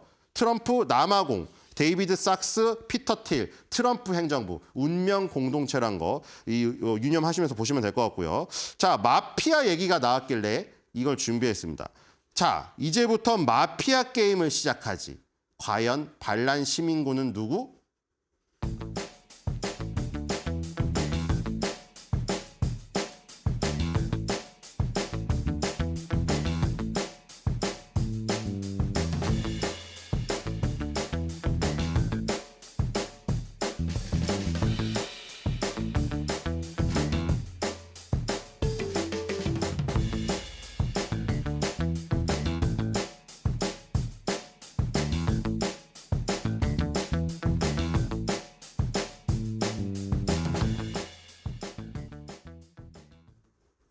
혹시나 했지만 역시나였습니다. 트럼프의 관세 정책 어제 국내 증시를 크게 뒤흔들었는데요. 코스피와 코스닥 해당 이슈로 어제 큰 폭의 지수 하락을 맞이했습니다. 코스피는 2.5%대, 코스닥은 3% 넘게 낙폭을 키우면서 오르고 내린 종목들의 개수만 놓고 보더라도 거의 90%에 육박하는 종목들이 일제히 하락했던 것을 확인을 해볼 수가 있겠고요. 아직 딥시크에 대한 파장이 마무리가 되지 않은 가운데 관세 폭탄까지 쏟아지면서 국내 증시의 상승은 이대로 멈추는 것처럼 보여졌습니다. 특히 미국 매출의 비중이 큰 한국 기업들에게는 추가적인 영향이 확대될 수밖에 없기 때문에 이 앞으로에 대한 우려감까지도 더해지고 있는 상황인데, 그렇다 보니까 어제도 트럼프와 관련된 이 트럼프 랠리 혹은 피해주들이 시장 안에서는 대거 속출하기도 했습니다. 일단 기관과 외국인들이 어제 매수했던 종목들을 확인을 해보면 외국인 쪽에서는 반도체 관련주를 담아간 모습을 확인을 해볼 수가 있겠고요. 기관 쪽에서는 최근 딥시크의 수혜주로도 분류될 수 있는 네카오를 계속해서 담아내고 있습니다. 네이버와 카카오 어제에 이어서 오늘까지도 추가적인 상승이 나올 수 있을지 같이 지켜보시고요. 그리고 52주 신고가 들어간 종목을 함께 확인을 해보시면 히토류 관련주들 체크가 가능합니다. 중국과 미국 간의 갈등이 불거질 때마다 국내에서는 대표적인 수혜주로 히토류 관련주들의 주가 변동성이 나오곤 하는데 어제도 딱 그러한 상황이 시장에는 표현이 됐습니다. 그럼 업종과 이슈단에서의 시장 상황도 점검을 해보도록 할 텐데요. 어제는 트럼프 관세 쇼크로 와르르 무너졌던 하루였죠. 다만 그 안에서도 오름폭을 키웠던 종목과 이슈들 선정을 해봤는데요. 첫 번째로는 석유 관련주들이 있습니다. 한국석유가 어제 상한가 안착을 했고 비교적 시총이 적긴 하지만 흥국석유 그리고 화성밸브 또한 추가적인 상승 기조를 보였는데, 일단 동해 대왕골에 이어서 마귀상어라는 타이틀로 추가적으로 50억 배럴 이상이 매장돼 있을 가능성이 있다라고 하면서 석유와 시추 관련주들의 상승이 있었고요. 또 캐나다와 멕시코 원유 관세 소식에 한국의 반사 이익을 가져갈 수 있는 관련주들의 추가적인 상승 모멘텀이 더해지면서 상한가에 안착하는 종목이 이날 장에서 석유 관련주들에게 나오기도 했습니다.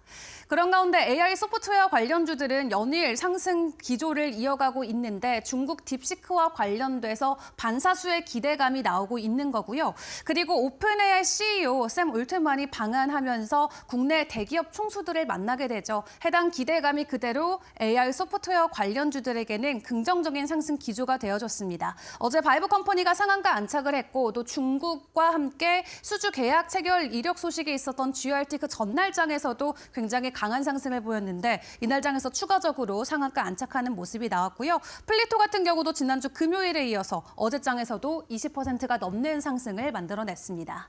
그리고 앞에서 52주 신고가 통해서 함께 확인해봤지만 히토류 관련주들도 급등하는 흐름이 나왔고요. 그냥 히토류 관련주들은 미국과 중국 간의 갈등이 있을 때마다 늘 수혜를 받아가는 종목과 업종으로 분류가 되는 만큼 히토류와 관련돼서 추가적인 소식이 전해진 부분은 없었지만 관련주들의 기대감이 먼저 선반영됐다라고 볼 수 있겠고, 다만 히토류 관련주들에게 오늘 약간은 좀 불안감으로 작용될 수도 있는 게 간밤 트럼프 대통령이 우크라이나 쪽에 요청한 게 히토류 관련해서 우크라이나가 지원을 해줬으면 좋겠다라는 내용을 전해오기도 했거든요. 그렇다면 한국이 아니라 우크라이나가 대체국이 되는 건지 관련주들 오늘 어떻게 해당 이슈 소화하는지도 지켜보시는 게 중요할 것 같습니다.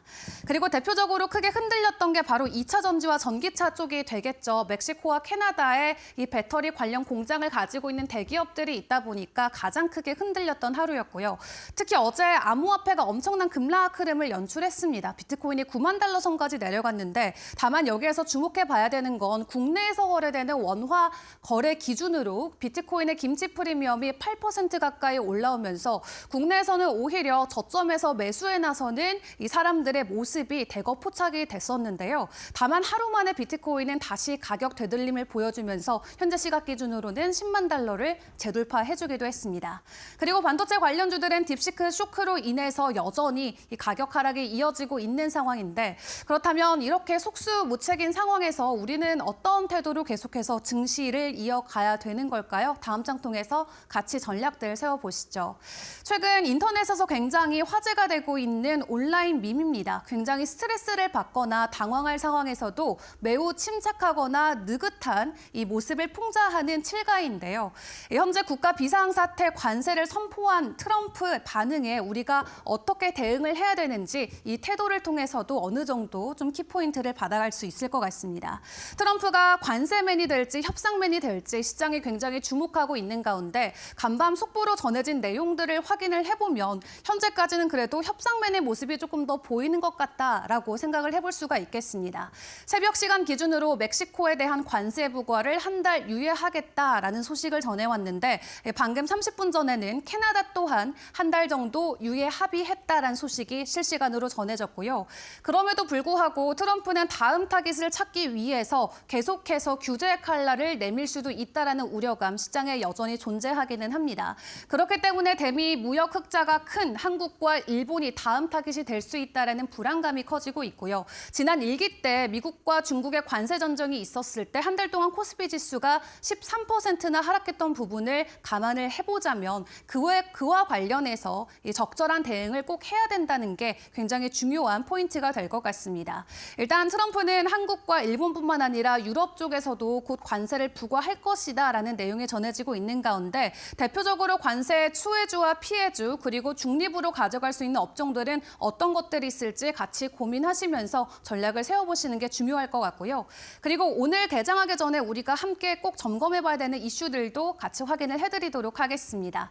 어제 저녁 11시 인천공항에 샘 올트먼 CEO가 도착을 했습니다. 도착하고 나서 very exciting하다, 굉장히 기대되다라고 기자회견을 통해서 내용을 전해왔는데 샘 올트먼 CEO가 방한하면서 만날 기업 총수들 간단하게 조금 정리를 해봤습니다. 카카오그룹과 SK, 삼성전자 그리고 크래프톤까지 각 기업의 대표들을 만나서 AI와 관련된 부분을 적극적으로 논의한다라고 하는데 삼성전자 같은 경우는 앞으로 인공지능 팁이나 반도체 협업과 관련돼서 소식을 전해올 것으로 보여지고 있고요. 그리고 SK그룹과 관련해서는 AI 협력을 놓고 전방위적으로 여러 가지 부분을 함께 협력하기 위한 논의를 진행한다라고 합니다.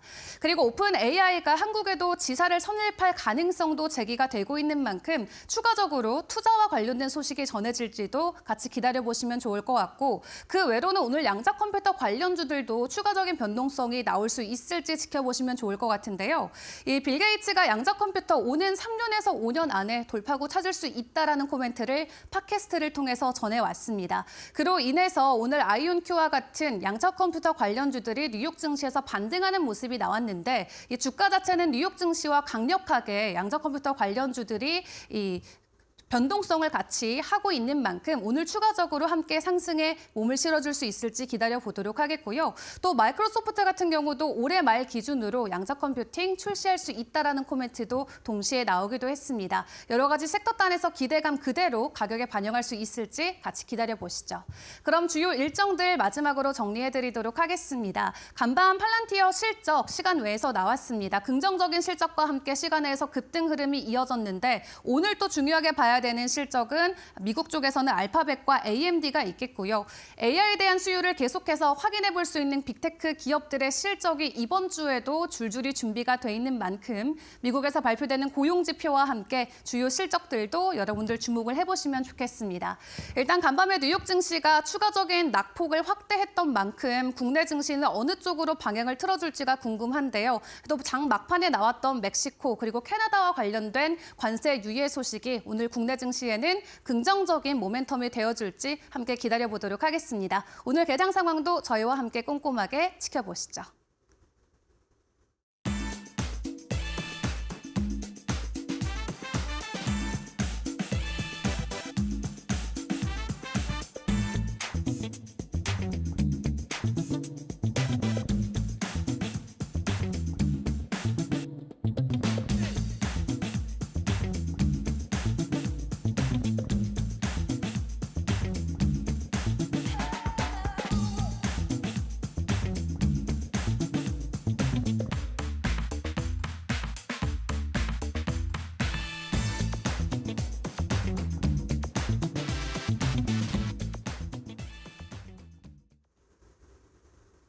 네, 앞서서 국내 증시의 다양한 표정들 살펴보고 오셨는데요. 그렇다면 간밤의 미증시의 흐름은 어땠을까요? 3대 지수의 흐름 먼저 체크해 보도록 하겠습니다. 먼저 간밤 미증시는 역시나 관세의 영향을 피해갈 수 없는 모습들이 나타났습니다. 장 초반에는 1% 넘게 3대 지수가 모두 밀리는 모습들이 나타났는데요. 그래도 장 막판에 들어서 이 멕시코 대통령과 어느 정도 합의가 됐다라는 소식이 전해졌습니다. 멕시코에서는 이 미국 국경에 군대를 배치해서 이 펜타닐의 밀매를 유통하는 것을 막겠다라고 이렇게 트럼프 대통령과 협상에 나서면서 멕시코에서는 한 달간 이렇게 관세 부과하는 것을 유예하겠다라고 트럼프 대통령이 발언을 했고요. 이 소식에 따라서 3대 지수는 그래도 하락폭을 만회하는 모습이 나타났습니다. 그리고 이날은 중요한 경제 지표도 발표가 됐었는데요. 하지만 이 관세의 영향이 너무 컸던 탓인지 경제 지표에 대한 영향은 조금 덜 받아가는 모습들이 나타났습니다. S&P 글로벌 1월 제조업 PMI 확정치가 51.2로 집계가 되면서 7개월 만에 확장 국면에 들어가 있음을 시사하기도 했고요. 또 1월 ISM 제조업 PMI도 50.9로 집계가 되면서 예상치를 상회하는 모습을 나타냈습니다. 그리고 계속해서 이어지고 있는 것들이 관세와 관련된 소식인데요. 조금 전에 속보를 통해서 캐나다와도 이 관세에 대해서 이야기가 잘 이루어지고 있다라는 소식이 나왔는데 역시나 캐나다에 대해서도 관세를 한 달간 유예하는 것을 고려하겠다 이렇게 트럼프 대통령이 발언을 하기도 했습니다. 이 소식에 멕시코와 캐나다 모두 한 달간 관세가 유예됐다라는 소식 다시 한번 전해드리도록 하겠고요. 빅테크 같은 경우에는 대부분의 종목들이 하락을 하는 가운데 그래도 메타는 계속해서 견조한 상승세를 이어갔습니다. 그렇다면 히트맵 통해서 자세한 업종별 분위기도 살펴보시죠. 네, 이날 먼저 시총 상위 대형 기술주들은 대부분 하락하는 모습을 보였습니다. 엔비디아는 딥시크 우려에 더해져서 이 중국과의 수출로 아무래도 민감한 이 반도체 기업들이 모두 다 하락하면서 이날은 2%가 넘는 하락세로 장을 마감을 했고요. 애플 역시도 중국 내에서 아이폰을 생산을 하고 있기 때문에 이러한 영향을 피해갈 수 없을 것이다라는 우려 속에 3%가 넘는 하락세를 보였습니다. 역시나 테슬라도 5%가 넘는 하락세를 보이면서 이렇게 시총 상위 대형 기술주들이 무너져 내리면서 나스닥의 지수를 끌어내렸다고 볼 수가 있겠습니다. 하지만 헬스케어 업종이라든지 이러한 필수 소비재 업종들 같은 경우에는 다소 좀 견조한 모습을 보이면서 다우 같은 경우에는 그래도 상승 하락폭을 좀 만회하는 모습들이 나타났습니다. 그렇다면 빅테크에서는 어떠한 소식들이 전해졌을까요? 함께 지켜보시죠. 네, 먼저 애플 같은 경우에는 오늘 장중에 시총이 204조 달러 증발하는 모습이 나타나기도 했습니다. 뱅크 오브 아메리카에서는 목표 주가를 상향한다라는 소식이 전해졌는데요. 아무래도 이 애플의 매출의 절반을 차지하고 있는 이 아이폰이 중국 내에서 생산을 하고 있기 때문에 관세의 영향을 피해갈 수 없을 것이다라는 우려감이 지배적인 모습이 나타났고요. 이러한 소식 속에 애플은 3%가 넘는 하락세로 장을 마쳤습니다. 그리고 메타 같은 경우에는 계속해서 좋은 흐름이 이어지고 있습니다. 도이체방크에서는 목표 주가를 800달러까지 상향하는 모습이 나타났는데요. 아무래도 이 안드로메다로 인해서 광고 효과가 계속해서 증가를 하고 있고 또 이 오픈소스 AI 모델 역시도 계속해서 시장에 긍정적인 평가를 받고 있다는 소식 속에 이렇게 1%가 넘는 강세로 장을 마쳤습니다. 반면에 테슬라는 어제와는 좀 다른 그런 분석들이 나온 모습인데요. 미국 내에서 공장을 운영하고 있기 때문에 관세의 영향은 좀 적을 것이다라는 의견이 지배적이었는데 아무래도 부품 같은 경우에는 캐나다와 멕시코에서 조달을 받아서 자동차를 생산을 하고 있기 때문에 차량 가격이 증가를 할 것이다라는 그러한 소식이 전해졌고요. 이로 인해서 테슬라도 5%가 넘는 하락폭을 키워갔습니다. 네, 그렇다면은 이 빅테크 종목들의 자세한 주가 흐름도 한번 살펴보시죠. 네. 그리고 이어서 관세의 영향을 받았던 업종들도 함께 살펴보도록 하겠습니다. 이날 특징적인 종목들이라고 한다면은 역시나 관세의 영향을 받은 업종들을 살펴볼 수가 있을 텐데요. 역시나 이 캐나다와 멕시코에서 이 부품을 조달하고 있기 때문에 자동차 업종들이 대부분 하락하는 모습을 보였습니다. 앱티브와 리어 같은 이러한 자동차 이 부품주들도 함께 하락하는 모습이 나타났고요.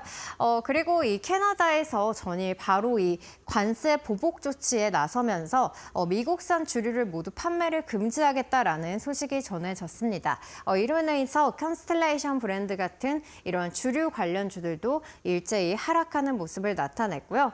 그리고 수입 상품 판매가 급감을 할 것이다라는 분석 속에 물류 관련주들도 6% 넘는 하락세를 보였습니다. 페덱스 같은 경우에는 급락세를 보였고요. 아래에 이 캐나디안 내셔널 레일웨이 같은 종목도 5%가 넘는 급감세를 보였습니다. 하지만 철강 종목 같은 경우에는 관세의 영향을 좀 피해갈 수 있지 않을까라는 그런 분석들이 나왔는데요. 뉴코 같은 경우에는 이 미국 내 기업의 철강 가격이 증가를 하면서 수익성이 개선이 될 것이다라는 그러한 분석 속에 2%가 넘는 상승세를 보였습니다. 네, 그리고 다음 장 통해서 또 다른 이슈들도 함께 짚어보시죠. 네, 오늘은 실적 발표 기업들도 있었는데요. 장전에는 이 타이슨 푸드가 장전에 실적을 발표를 했습니다. 닭고기 사업의 호조로 인해서 2년 만에 가장 좋은 분기 실적을 기록했다라는 소식이 전해졌고요. 이로 인해서 주가는 2%대 상승으로 마감했습니다. 그리고 조금 전 속보를 통해서 이 팔란티어의 소식이 전해지기도 했는데요. 팔란티어는 시간외에서 두 자릿수대 강한 급등세를 나타내고 있습니다. 4분기 실적 전망은 이렇게 나왔었는데요. EPS가 0.12달러로 집계가 되면서 예상치를 상회했다는 소식 속에 이렇게 시간 외에서 급등세를 보이고 있습니다. 그리고 마지막으로는 NXP 반도체도 오늘 장 마감 후에 실적을 발표를 했는데요. 이 4분기 EPS가 전분기 대비해서 12% 넘게 증가를 했다라는 소식 속에서 현재 시간 외에서 1%가 넘는 강세를 보이고 있습니다. 네, 여기까지 미증시의 다양한 흐름들 살펴봤는데요. 캐나다와 멕시코의 관세가 한 달간 유예됐다라는 소식 속에 우리 증시도 과연 오늘 반전된 분위기를 맞을 수 있을지 계속해서 지켜보시면 좋을 것 같습니다. 여기까지 미증시 마감 상황 전해드렸습니다.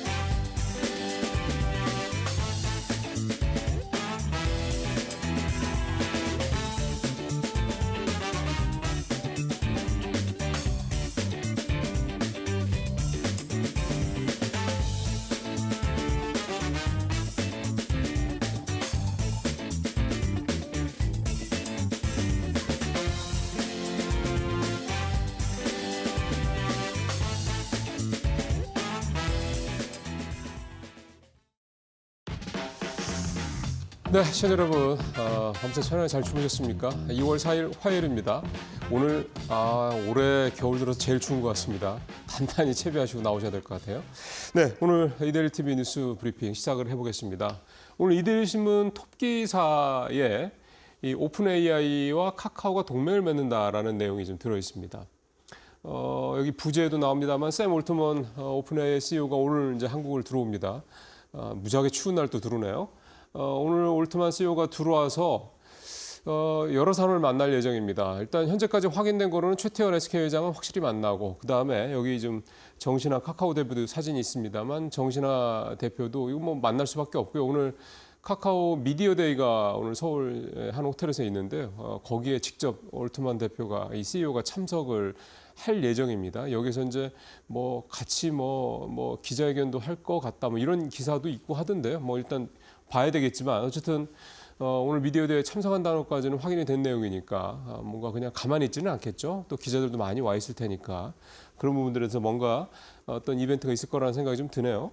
그다음에 이제 이재용 삼성전자 회장도 만날 것 같다, 뭐 만날 거다 이런 얘기들. 이제 어느 언론사에서는 만날 것 같다 얘기도 하고 어떤 언론사에서는 만난다 또 이렇게 명식으로 얘기하는 데도 있고 그래서 어쨌든 이재용 삼성전자까지 국내 주요 이제 IT 기업들, CEO들, 오너들을 이제 만날 예정입니다.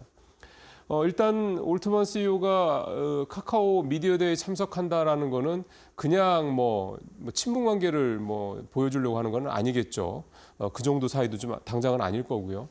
오늘 미디어 대회에서 카카오가 이제 이 카나나라고 그러죠. 이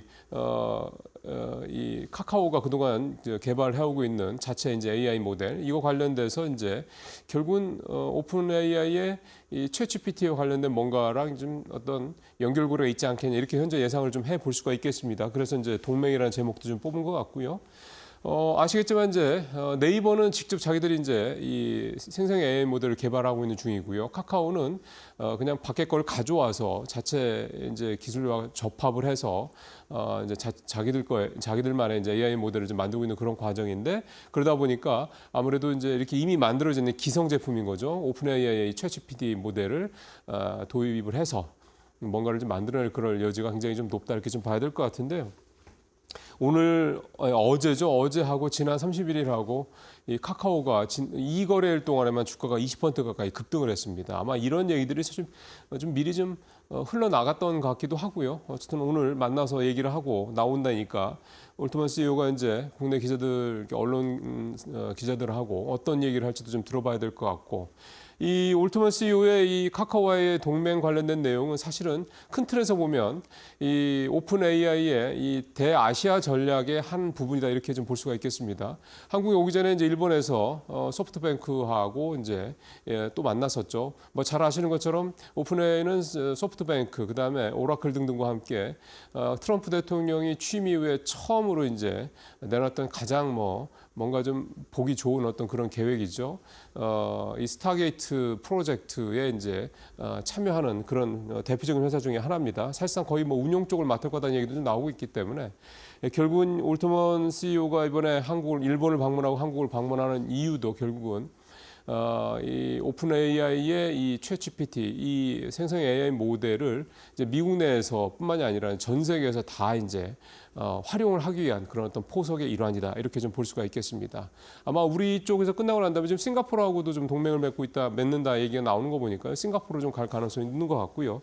어쨌든 올트만 CEO가 이번에 아시아 쪽을 쭉 순회를 하면서 오픈 AI의 기술력을 좀 돋보이게 좀 하고. 그리고 지금 딥시크 이 쇼크도 있기 때문에 이 부분 관련돼서 소위 말하는 이제 반 딥시크 어떤 그런 커넥션도 좀 만들 수 있지 않겠냐 이런 기대도 좀 해볼 수 있을 것 같습니다. 자, 오늘 뉴욕 시장도 앞서 두 앵커분이 자세히 말씀을 해주셨습니다만 이 트럼프의 관세 이 말 한마디 한마디에 그냥 글로벌 증시가 미국 증시, 우리 증시, 어제는 아시아 증시까지 그냥 정말 춤을 춥니다. 일단 어제는 완전히 무대 밑으로 떨어진 상황이 돼버렸죠. 우리 시장도 시총 64조 원 증발했다는 표현처럼 코스피 2.5%, 그다음에 코스닥 3.3% 급락을 하는 그런 모습들이 좀 나타났고요. 그나마 그것도 막판에 조금 코스피 같은 경우 좀 3% 이상 가까이 이렇게 낙폭을 키우다가 조금 줄어든 게 그나마 그 정도입니다. 어제 일본도 2.2% 중반 니케이 지수 떨어졌고요. 대만 가권 지수는 3.5%나 급락을 했습니다. 우리나라 코스피 정도 수준으로 좀 떨어진 그런 모습들을 보였고요. 투자자 매매 동향을 보더라도 외국인이 어제 코스피에서 8,700억 넘게 또 매도를 했습니다. 그 전날 전 거래일이죠. 31일 날 1조 1,000억 원 넘게 매도를 했던 걸 감안하면 이 거래일 동안 2조 원 가까이 외국인이 코스피에서만 주식을 대거 팔아치운 그런 상황이 좀 벌어졌습니다. 물론 이제 대부분은 사실 삼성전자에 좀 집중되어 있는 건 사실이긴 합니다만 어쨌든 외국인의 좀 이런 수급도 상황도 좀 굉장히 좀 꼬여가는 그런 모습이 좀 나타나고 있고요. 물론 이제 앞서 좀 속보로 전해지기도 했겠습니다만은 이제 멕시코하고는 이제 이미 한 달 유예를 하기로 했고 캐나다와도 유예를 좀 하는 걸로 얘기가 좀 되고 있습니다. 그러니까 던져놓고 이제 만약에 니네들이 보복해, 그럼 우리는 추가 관세할게. 예를 들어 캐나다 같은 경우는 100% 보복 관세를 더 매기겠다 이런 얘기가 좀 나왔으니까요. 사실은 이제 견디기가 쉽지 않은 거죠. 지금 멕시코 같은 경우는 미국의 최대 수출국이고 캐나다가 미국의 지금 3대 수출국인 걸 감안을 하면은 사실 이게 버티기가 힘든 겁니다. 그러니까 그런 걸 이제 트럼프는 다 알고 이렇게 던져놓고 이제 본인이 원하는 것들, 뭐 지금 펜타닐 얘기도 나오고 있긴 하겠습니다. 전체적으로 이제 내 이제 손아귀에 들어와라 이제 이거를 이제 강요를 하는 거죠. 중국도 2020년에 원래 이제 시행하기로 했었던 2천억 달러 규모의 미국산 물건을 사주겠다고 했던 그 약속 사실 그 이후에 흐지부지 됐었거든요. 이제 그 부분, 이 부분을 좀 다시 좀 약속을 다시 좀 지키는 쪽으로 가겠다. 뭐 이런 얘기도 흘러나오는 거 보면 결국 지금까지는 트럼프의 이 관세 폭탄 전략이 좀 먹히고 있다 이렇게 좀 봐야 될 것 같습니다. 지금 이 다음 이제 넥스트가 이제 유럽 연합이고 그 다음에 이제 오겠죠. 어제 우리 시장이 이렇게 크게 떨어졌던 이유도 결국은 그 다음에는 한국, 뭐 일본, 대만 아니겠느냐. 뭐 이것들이 어제 작용을 해서 아시아 시장이 크게 떨어졌던 건데요. 결국 이제 마찬가지 전략으로. 유럽연합이나 아시아 국가들, 그러니까 미국에 수출을 많이 하는 국가들한테 결국은 이렇게 이제 내 손에 들어와 이렇게 강요를 하는 이런 압박을 하는 이런 상황이 좀 벌어질 개연성이 좀 크다 이렇게 볼 수가 있겠습니다. 근데 거꾸로 얘기하면 이런 상황들이 조금 완화가 되고 뭔가 협상들이 좀 이렇게 좀 이루어지게 되고 이제 멕시코에 의해서 캐나다에서 중국 또 뭐 유럽연 이렇게 이런 식의 어떤 상황들이 반복이 된다고 그러면 우리도 뭐 이제 그렇게 가겠죠. 그런다고 그러면 소위 말해서 이제 트럼프 이 관세 폭탄, 관세 전쟁에 대한 시장 충격은 그만큼 둔화될 것이다. 이렇게 또 해석을 해볼 수가 있겠고요. 2018년도에 트럼프 일기 때죠. 그때 이제 관세 전쟁이 본격화되면서 그 당시에 2018년에도 우리 시장만 코스피만 23%가 추락했던 게 아니라 미국 시장 그때 많이 떨어졌었거든요. 그때 그 이후에 우리 시장이 한 5개월 만에 2,600에서 1,900까지 떨어졌던 시장이 2,500선까지 한 5개월 만에 회복을 했던 전례가 있습니다. 미국 시장도 그 이후에 또 연준이 고용 시장도 조금 안 좋아지면서 미국 경제가 조금 하락하는 좀 위축되는 그런 경향을 보이다 2019년도에 연준이 금리를 인하를 또 하지 않았습니까? 그러면서 미국 시장도 회복이 했었고요. 그러니까 결국은 이제 이런 상황들이 전체적으로 보면은 연준의 금리 인하 쪽으로 뭔가 포커싱이 좀 맞춰져 있는 게 아니냐 이런 해석도 일각에서 좀 나오고 있더라고요. 트럼프가 좀 계속해서 연준에 대해서 금리를 내리는 식으로 좀 압박을 하는 배경에도 이런 내용들이 좀 깔려 있다. 이런 학습 효과가 있다 이렇게 좀 볼 수가 있는 거죠. 이런 부분들 때문에 일단은 어제까지의 과도한 이런 충격들 오늘은 조금 둔화될 수 있지 않겠느냐. 미국 시장도 오늘 사실 낙폭을 좀 줄여서 물론 다 하락을 했습니다만 낙폭을 줄였던 거기 때문에 우리 시장도 오늘 뭐 또 떨어질 수는 있겠지만 그렇더라도 낙폭은 어제 같은 이런 수준은 아니지 않겠냐 이런 전망도 좀 해볼 수가 있겠습니다. 자, 딥시크 얘기 좀 더 해보죠. 김상현 이데일리 지금 뉴욕 특파원이요. 현재 이제 뉴욕에 있는데 에런 앤더슨 미국의 피셔 인베스트먼트 리서치 부문 수석 부사장이랑 이제 인터뷰를 했습니다. 그 내용이 오늘 이데일리 6면에 통틀어서 이렇게 크게 잘 다뤄져 있습니다. 피셔 인베스트먼트는 한 우리 기관 투자자들 대상으로 한 90조 정도 자금 운용하는 데니까 미국에서 꽤 큰 그런 이제 운용사가 되겠고요. 몇 가지 얘기를 했는데 좀 뭐 내용이 굉장히 기사가 많습니다. 그 중에서 좀 몇 가지 여러분들 계속 궁금해하실 만한 몇 가지 내용만 좀 정리를 해보면 일단 딥시크 쇼크 관련해서는 AI 과잉 투자에 대한 우려는 뭐 그렇게 크지 않을 것이다. 그러니까 이게 오히려 이 AI 하드웨어를 이제 좀 더 저렴하게 이제 쓰게 되면서 빅테크들 같은 경우는 오히려 수익성이 더 개선되는 그런 효과를 가져올 것이다. 이렇게 얘기를 좀 했고요. 딥시크 사용 관련돼서는 정보 유출 등 이런 보안 문제들 또 기술력에 대한 검증 문제들이 아직 남아있기 때문에 파급력에 대해서는 아직 속단하기 이르다. 이렇게 또 얘기를 했습니다.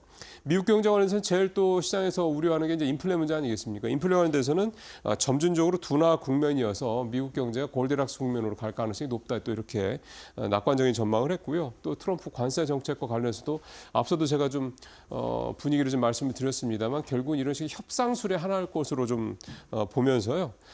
또 뭐 기업들 또는 국가들이 대부분 다 일기 때 한번 경험을 해본 그런 사례도 있기도 해서 그렇게까지 인플레를 조금 뭐 올릴 수는 있겠지만 그래도 전반적으로 미국 경제에 이렇게 큰 충격을 줄 정도 인플레를 이렇게 끌어올리는 그런 정도까지는 아닐 것이다 이렇게 또 좀 보고 있습니다. 국내와 관련돼서는 가장 유명한 투자처는 나는 헬스케어죠. 바이오 쪽으로 본다 이렇게 얘기를 했고요. 그다음에 가장 우려스러운 투자처로는 AI, 대체 에너지, 가상자산 이렇게 지목을 했습니다. 그러니까 AI 여기서 AI라는 건 이제 인프라 쪽 얘기를 좀 하는 거겠죠. 그다음에 가상자산, 이 코인 쪽도 얘기를 좀 한 거고. 그다음에 국내 주시장과 관련해서는 두 가지 얘기를 했는데 하나는 3월에 공매도 이 문제가 이제 다시 재개가 되면 공매도 이제 좀 제한하고 있는 게 재개가 되면은 가을에 MSCI 선진지수 편입 가능성이 높다 이런 얘기도 했고 한국 업종과 관련해서는 반도체, 조선, 헬스케어 이렇게 경쟁력이 되게 막강하다 이런 얘기를 했습니다. 그래서 리스크는 있지만 정치적 리스크 얘기를 하는 거겠죠. 여전히 매력적인 시장이다. 뭐 립 서비스적인 측면도 있긴 하겠지만 또 전혀 또 설득력이 없는 얘기도 아니다라는 생각이 좀 듭니다. 자 마지막으로 이제 또 딥시크 얘기네요. 딥시크발 여전히 이어지는데 성학개미 엔비디아 주축. 자, 표를 보시면서 말씀드리는 게 제일 좋을 것 같습니다. 성학개미 최근 지난주에 순매수했던 상위 종목들 보면 이 반도체 관련된 3배짜리 레버리지 ETF에 무려 4억 4,500만 달러. 우리 돈으로 6,500억 넘게 샀고요. 그 다음에가 엔비디아입니다. 개별주 3억 5천만 달러. 그 다음에 3위도 엔비디아와 관련된 레버리지 ETF 상품 2억 8천만 달러. 4위가 테슬라죠.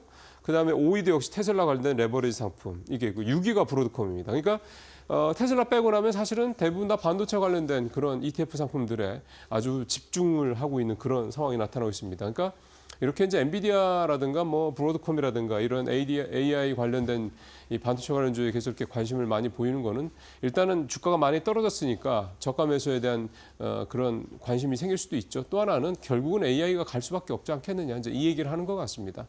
앞서 이제 이 에런 앤더슨 수석 부사장과 전망을 조금 좀 다르죠.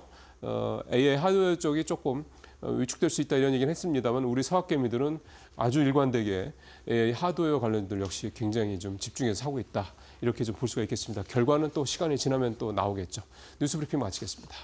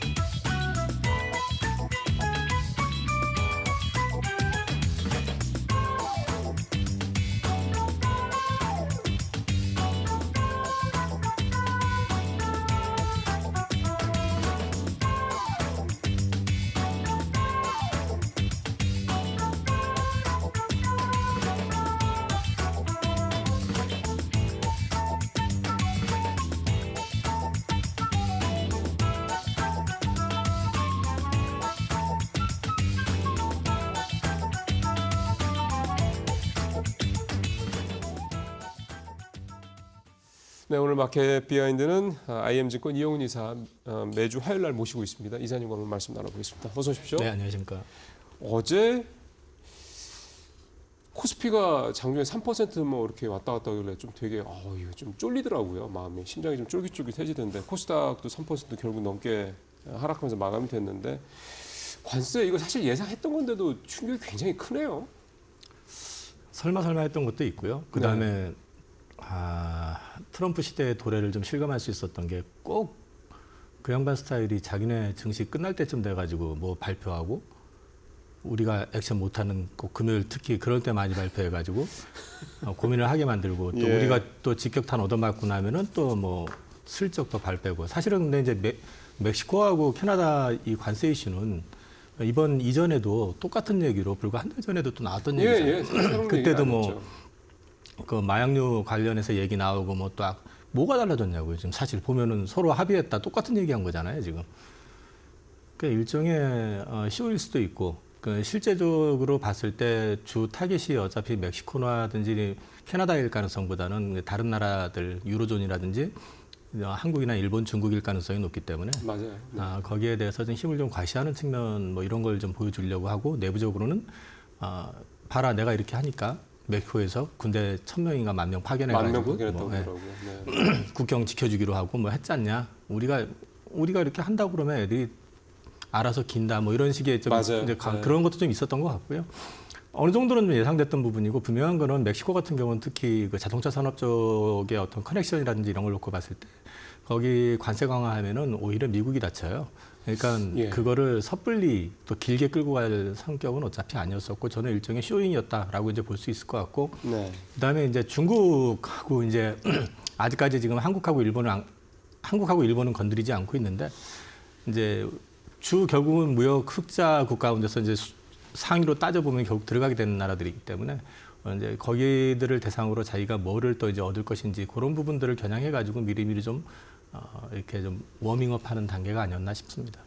오늘 뉴욕 시장도 사실은 그야말로 롤러코스터였다라고 이제 봐야 되잖아요. 그러니까 그 멕시코 얘기부터 시작해서 뭐 굉장히 급락하면서 가다가 멕시코 한 달 유예한다는 얘기를 하니까 또 확 반등했다가 다시 뭐 또 좀 내려오다가 뭐 장 끝난 다음에 이제 캐나다 얘기도 나오긴 했습니다만 이거는 앞서 이제 이사님도 말씀을 하셨지만 이렇게 미국 시장 같은데도 이렇게 출렁거린다라는 거는 이게 뭔가 좀 다른 뭔가도 있는 게 아닌가라는 생각이 좀 들어서 예를 들어서 그동안에 좀 많이 올랐던 거에 대한 사람들이 뭔가 좀 울고 싶은데 누가 좀 뺨을 때려줬으면 좋겠는데 뭐 그런 거라든가 뭔가 좀 그런 게 있는 게 아닐까요? 좀 불편함이 있는 거죠. 그렇죠. 그러니까 지수에 대한 불편함이 있기 때문에 올라가는 건 좋은데 그 부분에 대한 부담을 느끼고 있으니까 자꾸 이런 노이즈들이 나올 때마다 뉴욕도 거기에 따라서 반응을 하는 거고 우리나라 같은 경우는 이제 어떻게 보면 일본도 상당히 많이 빠졌거든요. 예, 일본도 2% 네. 넘게 떨어졌더라고요. 크게 반응하는 건 특히 이제 우리가 이제 또 심하게 반응한 거는 아무래도 우리는 지금 사실 내수가 거의 없고 네. 수출로 지금 뭐 수출에 거의 다를 의존하고 있는 상황이다 보니까 우리가 더 예민하게 받아들일 수밖에 없고 저런 일이 우리나라한테 지금 닥친다고 했을 때 과연 누가 협상의 주체로 나서고 또 우리를 위해서 누가 전략적으로 판단을 해가지고 그들과 이제 협상을 하든 싸우든 해가지고 우리의 걸 지킬 수 있을까? 그 우려감도 일정 부분 작용이 된 거죠. 일종의 정치적 불확실성에 대한 후유증인 거군요. 그런 거죠. 그런 것까지 이제 반영이 되니까 우리는 불안한데 하면은 딴 데보다 좀 많이 얻어맞았는데 근데 제반 지표 어저께 뭐 오늘 새벽에 어저께 발표났죠. 그 ISM 제조업 지수 어저께 밤에 났는데 처음으로 3년 만에 처음으로 50 넘었습니다. 넘었어요. 예. 미국은 어쨌든 확장기에 네. 대한 이제 낙관적인 경기에 대해서는 가지고 있다라는 측면에서 봤을 때는 사실 관세만 아니라면 우리도 괜찮은 그림이 나올 수 있는데 이제 관세가 돌발적으로 나왔기 때문에 그 부분에 대한 것들이 일정 부분 반영은 되겠지만 저는 계속 말씀드리는 게 고객예탁금하고 그다음에 주가 많이 빠졌을 때 신용잔고를 보시라. 예. 근데 지금 고객예탁금하고 신용잔고는 계속 늘고 있습니다.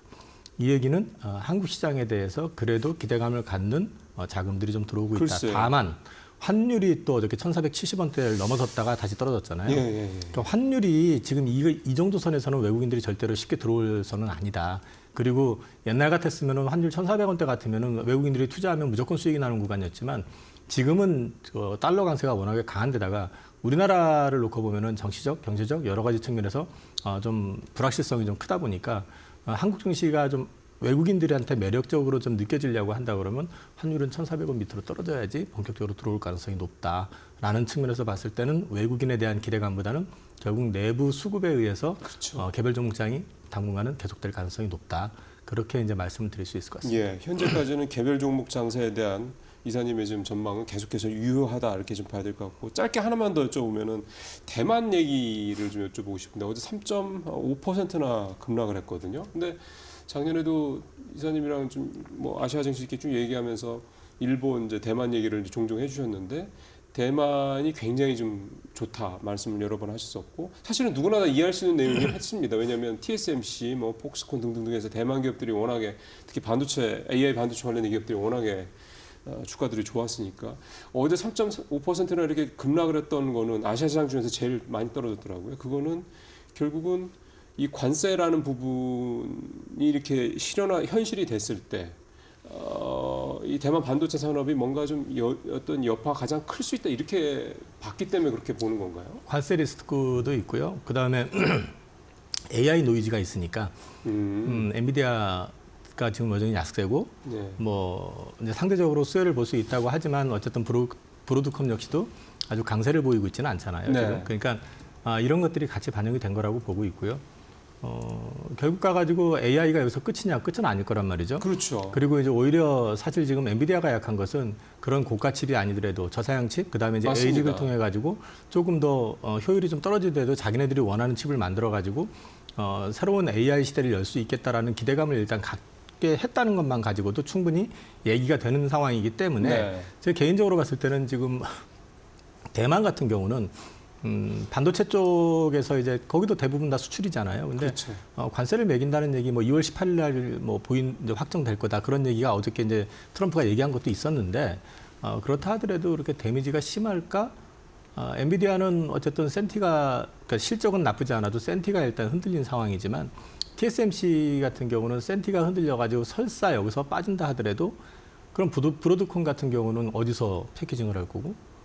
기승전 TSMC가 또 컷이 되는 거고. 우리나라 사실 계속 말씀드리지만 삼성전자가 좀만 잘해주면 이게 기회인데 그러니까 말입니다. 그게 안 되니까 지금 네. 그래서 저는 사실은 지금 삼성전자 어저께 말이 약간 넘어가는데 이재용 회장 재판 결과 나오면서 예. 반등 나오길 바랬는데 안 나오더라고요. 안 나오더라고요. 저도 그래서- 사실 그걸 봤거든요. 예, 그래서 좀 뭐 하여튼 좀 빨리 삼성이 파운드리 쪽에서도 좀 자리를 좀 잡았으면 하는 마음이 있습니다. 처음에는 낙수 효과 얘기니까 엔비디아에 뭐 물건이 넘치니까 이제 그냥 너네 좀 해라 가지고 그래서 낙수 효과라도 했으면 좋겠다는 생각에서 처음에 되게 자존심 상하는 내용으로 작년만 해도 느껴졌는데 지금은 낙수 효과라도 사실 삼성전자가 좀 서줘야 되거든요. 맞습니다. 우리 시장을 위해서는 그게 또 우리 국민들의 투자 심리에도 미치는 영향이 크기 때문에 근데 어쨌든 아직까지는 어제 그런 얘기도 좀 그런 소식도 좀 삼성전자로서는 굉장히 중요한 소식인데 전해졌음에도 불구하고 어제 시장에서는 결국은 여전히 삼성전자가 좀 외국인도 많이 팔고 주가도 좀 떨어지는 그런 모습이 나타나긴 했습니다. 좀 뭔가 좋은 반등의 여지가 좀 있기를 기대를 해보겠고요. 자 이제 우리 시장 조금 더 세밀한 내용 좀 들어가 봤으면 좋겠습니다. 어제 반도체는 뭐 그렇다고 치고 엔비디아 뭐 연장선상에서 이해를 하면 되니까 2차 전지도 떨어질 수는 있는데 어제 낙폭을 보니까 뭐 9%, 뭐 6%, 7%뭐 이렇더라고요.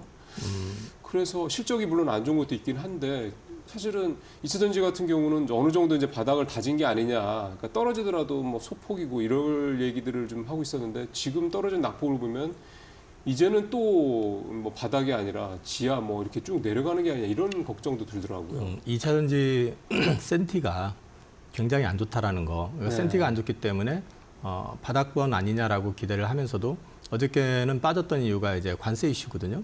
캐나다 쪽에 공장 있는 것들 네, 그 결국 예. 다 이제 관세 삼성 맞아야 되는 SDI도 거니까. 그렇고. 예. 뭐 LG도 그렇고 뭐 삼성도 그렇고 그다음에 뭐 에코프로 BM 같은 경우도 그렇고 대부분의 업체들이 이제 다 두들겨 맞은 게 있었고 어저께 이제 포스코 그룹에서 실적 발표했는데 어닝 안 쇼크가 좋았죠. 굉장히 나왔죠. 안 좋았죠. 거기에다가 엎친 데 덧친 거죠. 거기다가 이제 지금 시장 자체가 이렇게 되면은 2차 전지 쪽에선 또 한 가지의 노이즈가 우리가 봐야 되는 게 이제 틱톡 관련해 가지고 네. 이제 미 정부가 지분 50% 인수 얘기를 계속 하잖아요. 네. 오늘 그 트럼프 대통령이 그 국부펀드 설립하는 거에 행정명령에 이제 사인했다는 기사가 나왔더라고요. 미국도 네, 그러면 그 얘기는 그걸 가지고 지금 틱톡 지분을 인수할 생각을 지금 하고 있는 거 아니냐. 근데 이제 이게 2차 전지하고 무슨 상관이냐가 아니라 이제 이 부분을 이제 보셔야 되는 게 트럼프 입장에서 봤을 때는 트럼프 대통령 입장에서 봤을 때는 2차 전지 쪽 중국을 압박을 넣는 건 좋지만은 중국 자본이 만약에 들어와서 미국에 들어와서 내가 니네 광물을 쓰고 여기 현지 소재를 사용해 가지고 만들게 여기 투자해서 공장 지을게 라고 했을 때 어떻게 반응할 것이냐.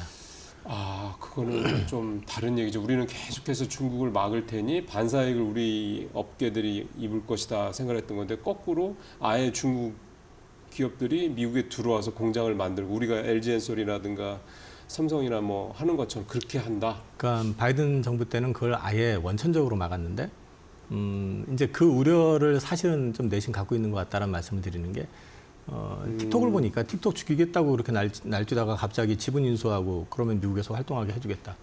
근데 또 여기 2차 전지 같은 경우는 특히 CATL하고 지금 일론 머스크하고의 관계를 봤을 때 그렇죠. 예. 계속해가지고 중국의 배터리 회사를 끌어 들어오고 싶어하는 마음을 지금 굉장히 강하게 가지고 있는 게 지금 여기저기서 보이고 있는 상황이니까 그 옆에서 그런 움직임을 계속 보이고 있다 보니까 이제 그 불안감까지 겹치니까 주가가 약간 툼에 이렇게 나온 것 같습니다. 그거는 정말 크네요. 만약에 CATL이 미국에다가 공장을 엄청나게 크게 짓고 한다 그러면은 사실은 경쟁력이 우리가 과연 기술적인 경쟁력만 가지고 과연 될 것이냐 이 이제 부분은 있겠네요. 아마도 CATL이 들어온다 그러면 NCM보다는 LFP 쪽으로 해서 그걸로 한다는 들어오겠죠. 얘기고. 네. 그렇게 들어와가지고 그 시장에서 이제 자기들 나름대로 이제 영업을 한다. 그게 테슬라의 어떤 그 영업 방향성하고 맞는 거기 때문에 그러니까요. 그 그림을 이게 된다가 아니라 지금 이제 틱톡을 통해 가지고 그런 우려감도 살짝 좀 보이고 있는 거 아닌가 하는 생각을 좀 해봤습니다. 예. 현실화된 건 아니지만 또 말씀 들어보니 또 100% 배제할 수도 없는 그런 또 시나리오가 아닌가 생각이 좀 드네요. 자, 그 다음에 또 하나 업종이 대왕고래주입니다. 작년 12.3 계엄 사태 가장 큰 타격을 받았던 게 어떻게 보면 대왕고래 관련 주들일 것 같은데 이 동해 시추 관련된 주들인데 어제 뭐 급등을 했더라고요. 1월 달에만 뭐 이렇게 오르면서 뭐 12.3 계엄 사태 이전 수준으로 회복했다 이런 기사도 좀 나오는 걸 봤는데 이게 근데 사실은 계속 좀 이게 확실하다고 보기가 좀 어려운 거 아닙니까? 그러니까 이 부분에 대해서도 이제 우리나라에서 의견이 갈려 있잖아요. 네. 그러니까 가능성이 20%면 해봐야지 하는 쪽이 있고 안 될 것 같은데 소위 말해서 이제 전략적으로 정치적인 어떤 목적으로 활용하는 거 아니냐? 그러니까요. 이제 이러면서 아예 이제 원천적으로 그걸 이제 못하게 해야 된다는 쪽으로 해서 예산 삭감하고 이런 부분이 있는데 지금 구조에서는 사실 나오면 좋죠. 아, 그러면 네, 나오면 좋은데 이제 나올지 여부에 대해서 어저께 이제 이쪽 대왕거래 뭐 마귀상어 뭐 이래가지고 급등했었던 거는 일단 어저께는 주가가 급락할 상황이 주말에 예고가 돼 있었던 상황이고 그렇게 되다 보니까 시장의 수급이 그쪽하고 무관한 쪽 가운데서 많이 빠져 있고 또 때마침 FGO라는 회사가 작년 말에 예. 또 이제 뭐 그 마귀상어 쪽까지 매장의 가능성을 언급을 하면서 최대 거기까지 합치면은 191억 배럴까지 가능하다. 추정이긴 하지만 네. 가능성은 20%다. 뭐 이제 이렇게 하면서 석유공사에 보고서 제출했다. 그리고 시추선 들어왔고 그게 이제 시추해서 결과를 기다린다. 이런 것들이 이제 기사화되니까 이제 일종의 테마성으로 좀 움직인 거지.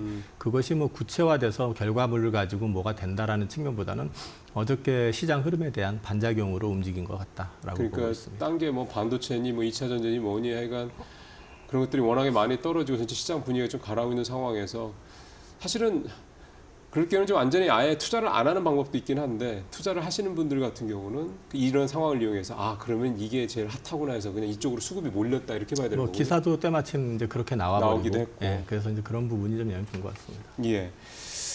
그 로봇주 얘기도 좀 어제 해봐야 될 것 같습니다. 어제 보니까 조선주 괜찮았고요. 그 다음에 이 말씀드렸던 대왕고래주가 어제 가장 좋았고 물론 그 다음에 로봇주도 참 괜찮더라고요. 그래서 로봇주도 이사님이 꾸준히 이렇게 언급을 해주시는 업종 중에 하나인데 뭐 좀 특별한 게 있는 겁니까? 왜 갑자기 저 로봇주들이 이렇게 괜찮았나 싶네요. 일단 관세 이슈에서 자유롭고요, 우선은.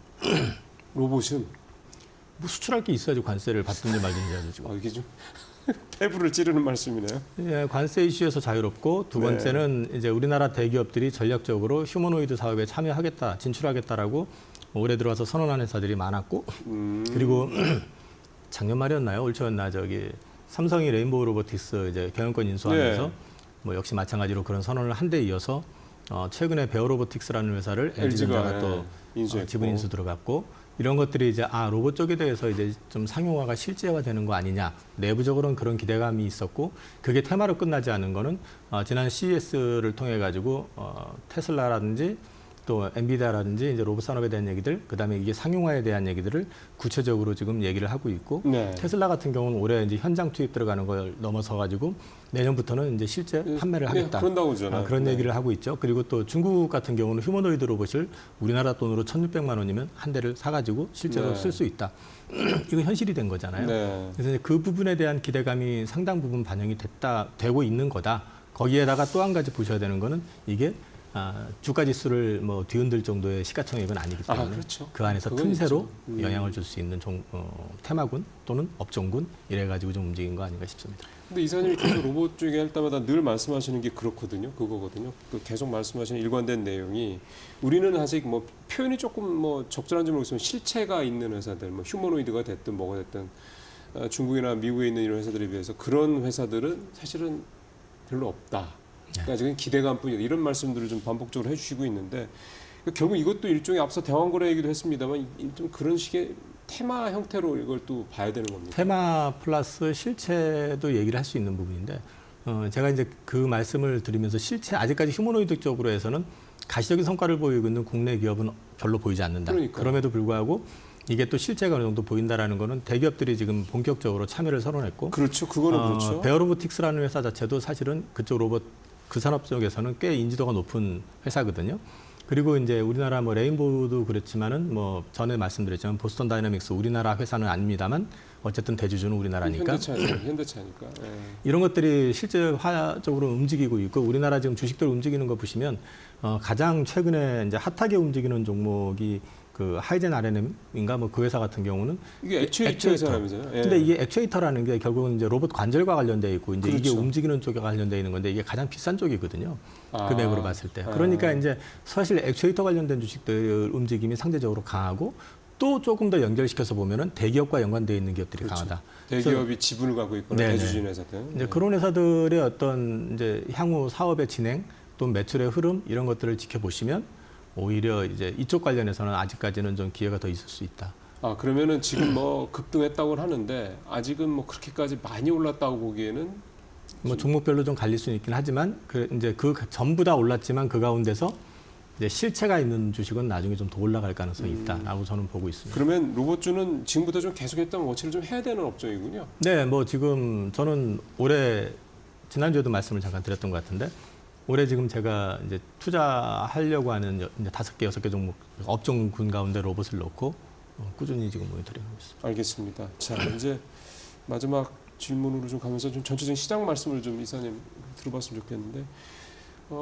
1월달에 사실은 상했던 것보다 굉장히 좋았고요. 우리나라 코스피 코스닥이 뭐 글로벌 주요 증시 중에서도 상당히 상위권 뭐 일부는 뭐 1, 2위 정도까지 올라갔던 것도 있었고 이게 작년 말하고는 확실히 좀 달라진 거였는데 그 기대감이 좀 서서히 올라오는 상황에서 2월달 초반 분위기는 좀 굉장히 안 좋습니다. 관세니 뭐니 이런 여러 가지 노이즈 때문에 2월달은 그럼 좀 몸을 사려야 되는 달이라고 봐야 됩니까? 저는 여전히 종목장은 계속 될 것 같다. 종목장은. 저는 이제 포트 비중이 지금 계속해가지고 주식 비중을 조금 더 늘려놓은 상태인데, 사실 이제 어저께 시작할 때, 저도 좀 일정 부분 두들겨 맞겠구나라는 생각을 했었지만, 제가 이제 1월 달에 좀 매입했었던 반도체 쪽은 제가 1월 그 구정 직전에 정리했다고 말씀을 드렸었죠. 그러니까 그런 주식들 정리하고, 그 다음에 이제 제가 비중을 가져가기로 이제 생각을 했었던 업종 섹터가 이제 조선, 그 다음에 화장품, 엔터, 그리고 뭐 방산도 있었고요. 방산 들어갔고요. 그리고 뭐 그 다음에 이제 지난주에 말씀드린 바이오도 좀 봐야 될 것 같다. 이제 그 말씀도 좀 드렸었고 이런 쪽으로 해가지고는 크게 뭐 그리고 이제 제가 뭐 AI하고 뭐 이런 쪽 하면서 등치 큰 주식 하나 보셔도 괜찮다는 것도 말씀을 드렸었기 때문에. 네. 그런 쪽들은 어저께 또 생각처럼 그렇게 크게 뭐 흔들리지 않았었으니까. 예, 그러니까 저는 그냥 현재 포트에서 여전히 현금 비중을 일정 부분 이상을 갖고 있기는 하지만은 2월 달 한 달 동안은 그거를 갖다 다 소진하는 것보다는 이제 시장의 이제 키워드는 우리나라 내부적으로 봤을 때는 정치적인 어떤 이슈가 마무리가 되는지 여부 또는 이제 그게 더 길어질 건지에 대한 여부도 봐야 되고 또 한 가지 추경에 대한 부분.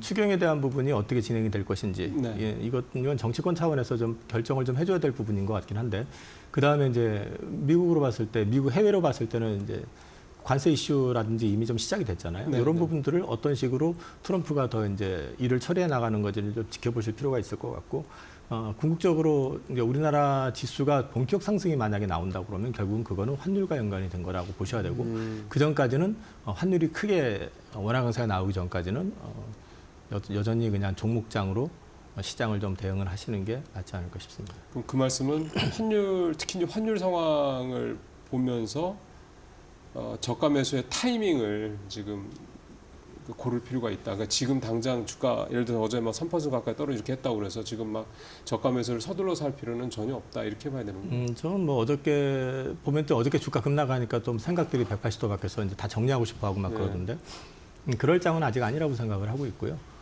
노이즈가 심한 섹터는 좀 피하시고, 그렇죠. 예, 그 좀 움직임이 좀 편안한 섹터 위주로 대응을 해 나가시면서 현금 비중은 아직은 조금 유지를 하시면서 트럼프가 이제 시작한 거잖아요. 네. 그러니까 이제 그 정책을 어떻게 진행해 나가는지를 봐가면서 판단하시면 될 것 같습니다. 예, 아직은 좀 굳이 이렇게 좀 서둘러서 보실 뭐 파시든 새로 사시든 간에 지금 서두를 타이밍은 아니라는 말씀을 좀 마무리를 하겠습니다. 말씀 잘 듣습니다. 네, 잠시 후에 일부 마켓나우 1부에서요. 또 자세한 투자 전략 짜보도록 하겠습니다. 잠시 후에 뵙겠습니다.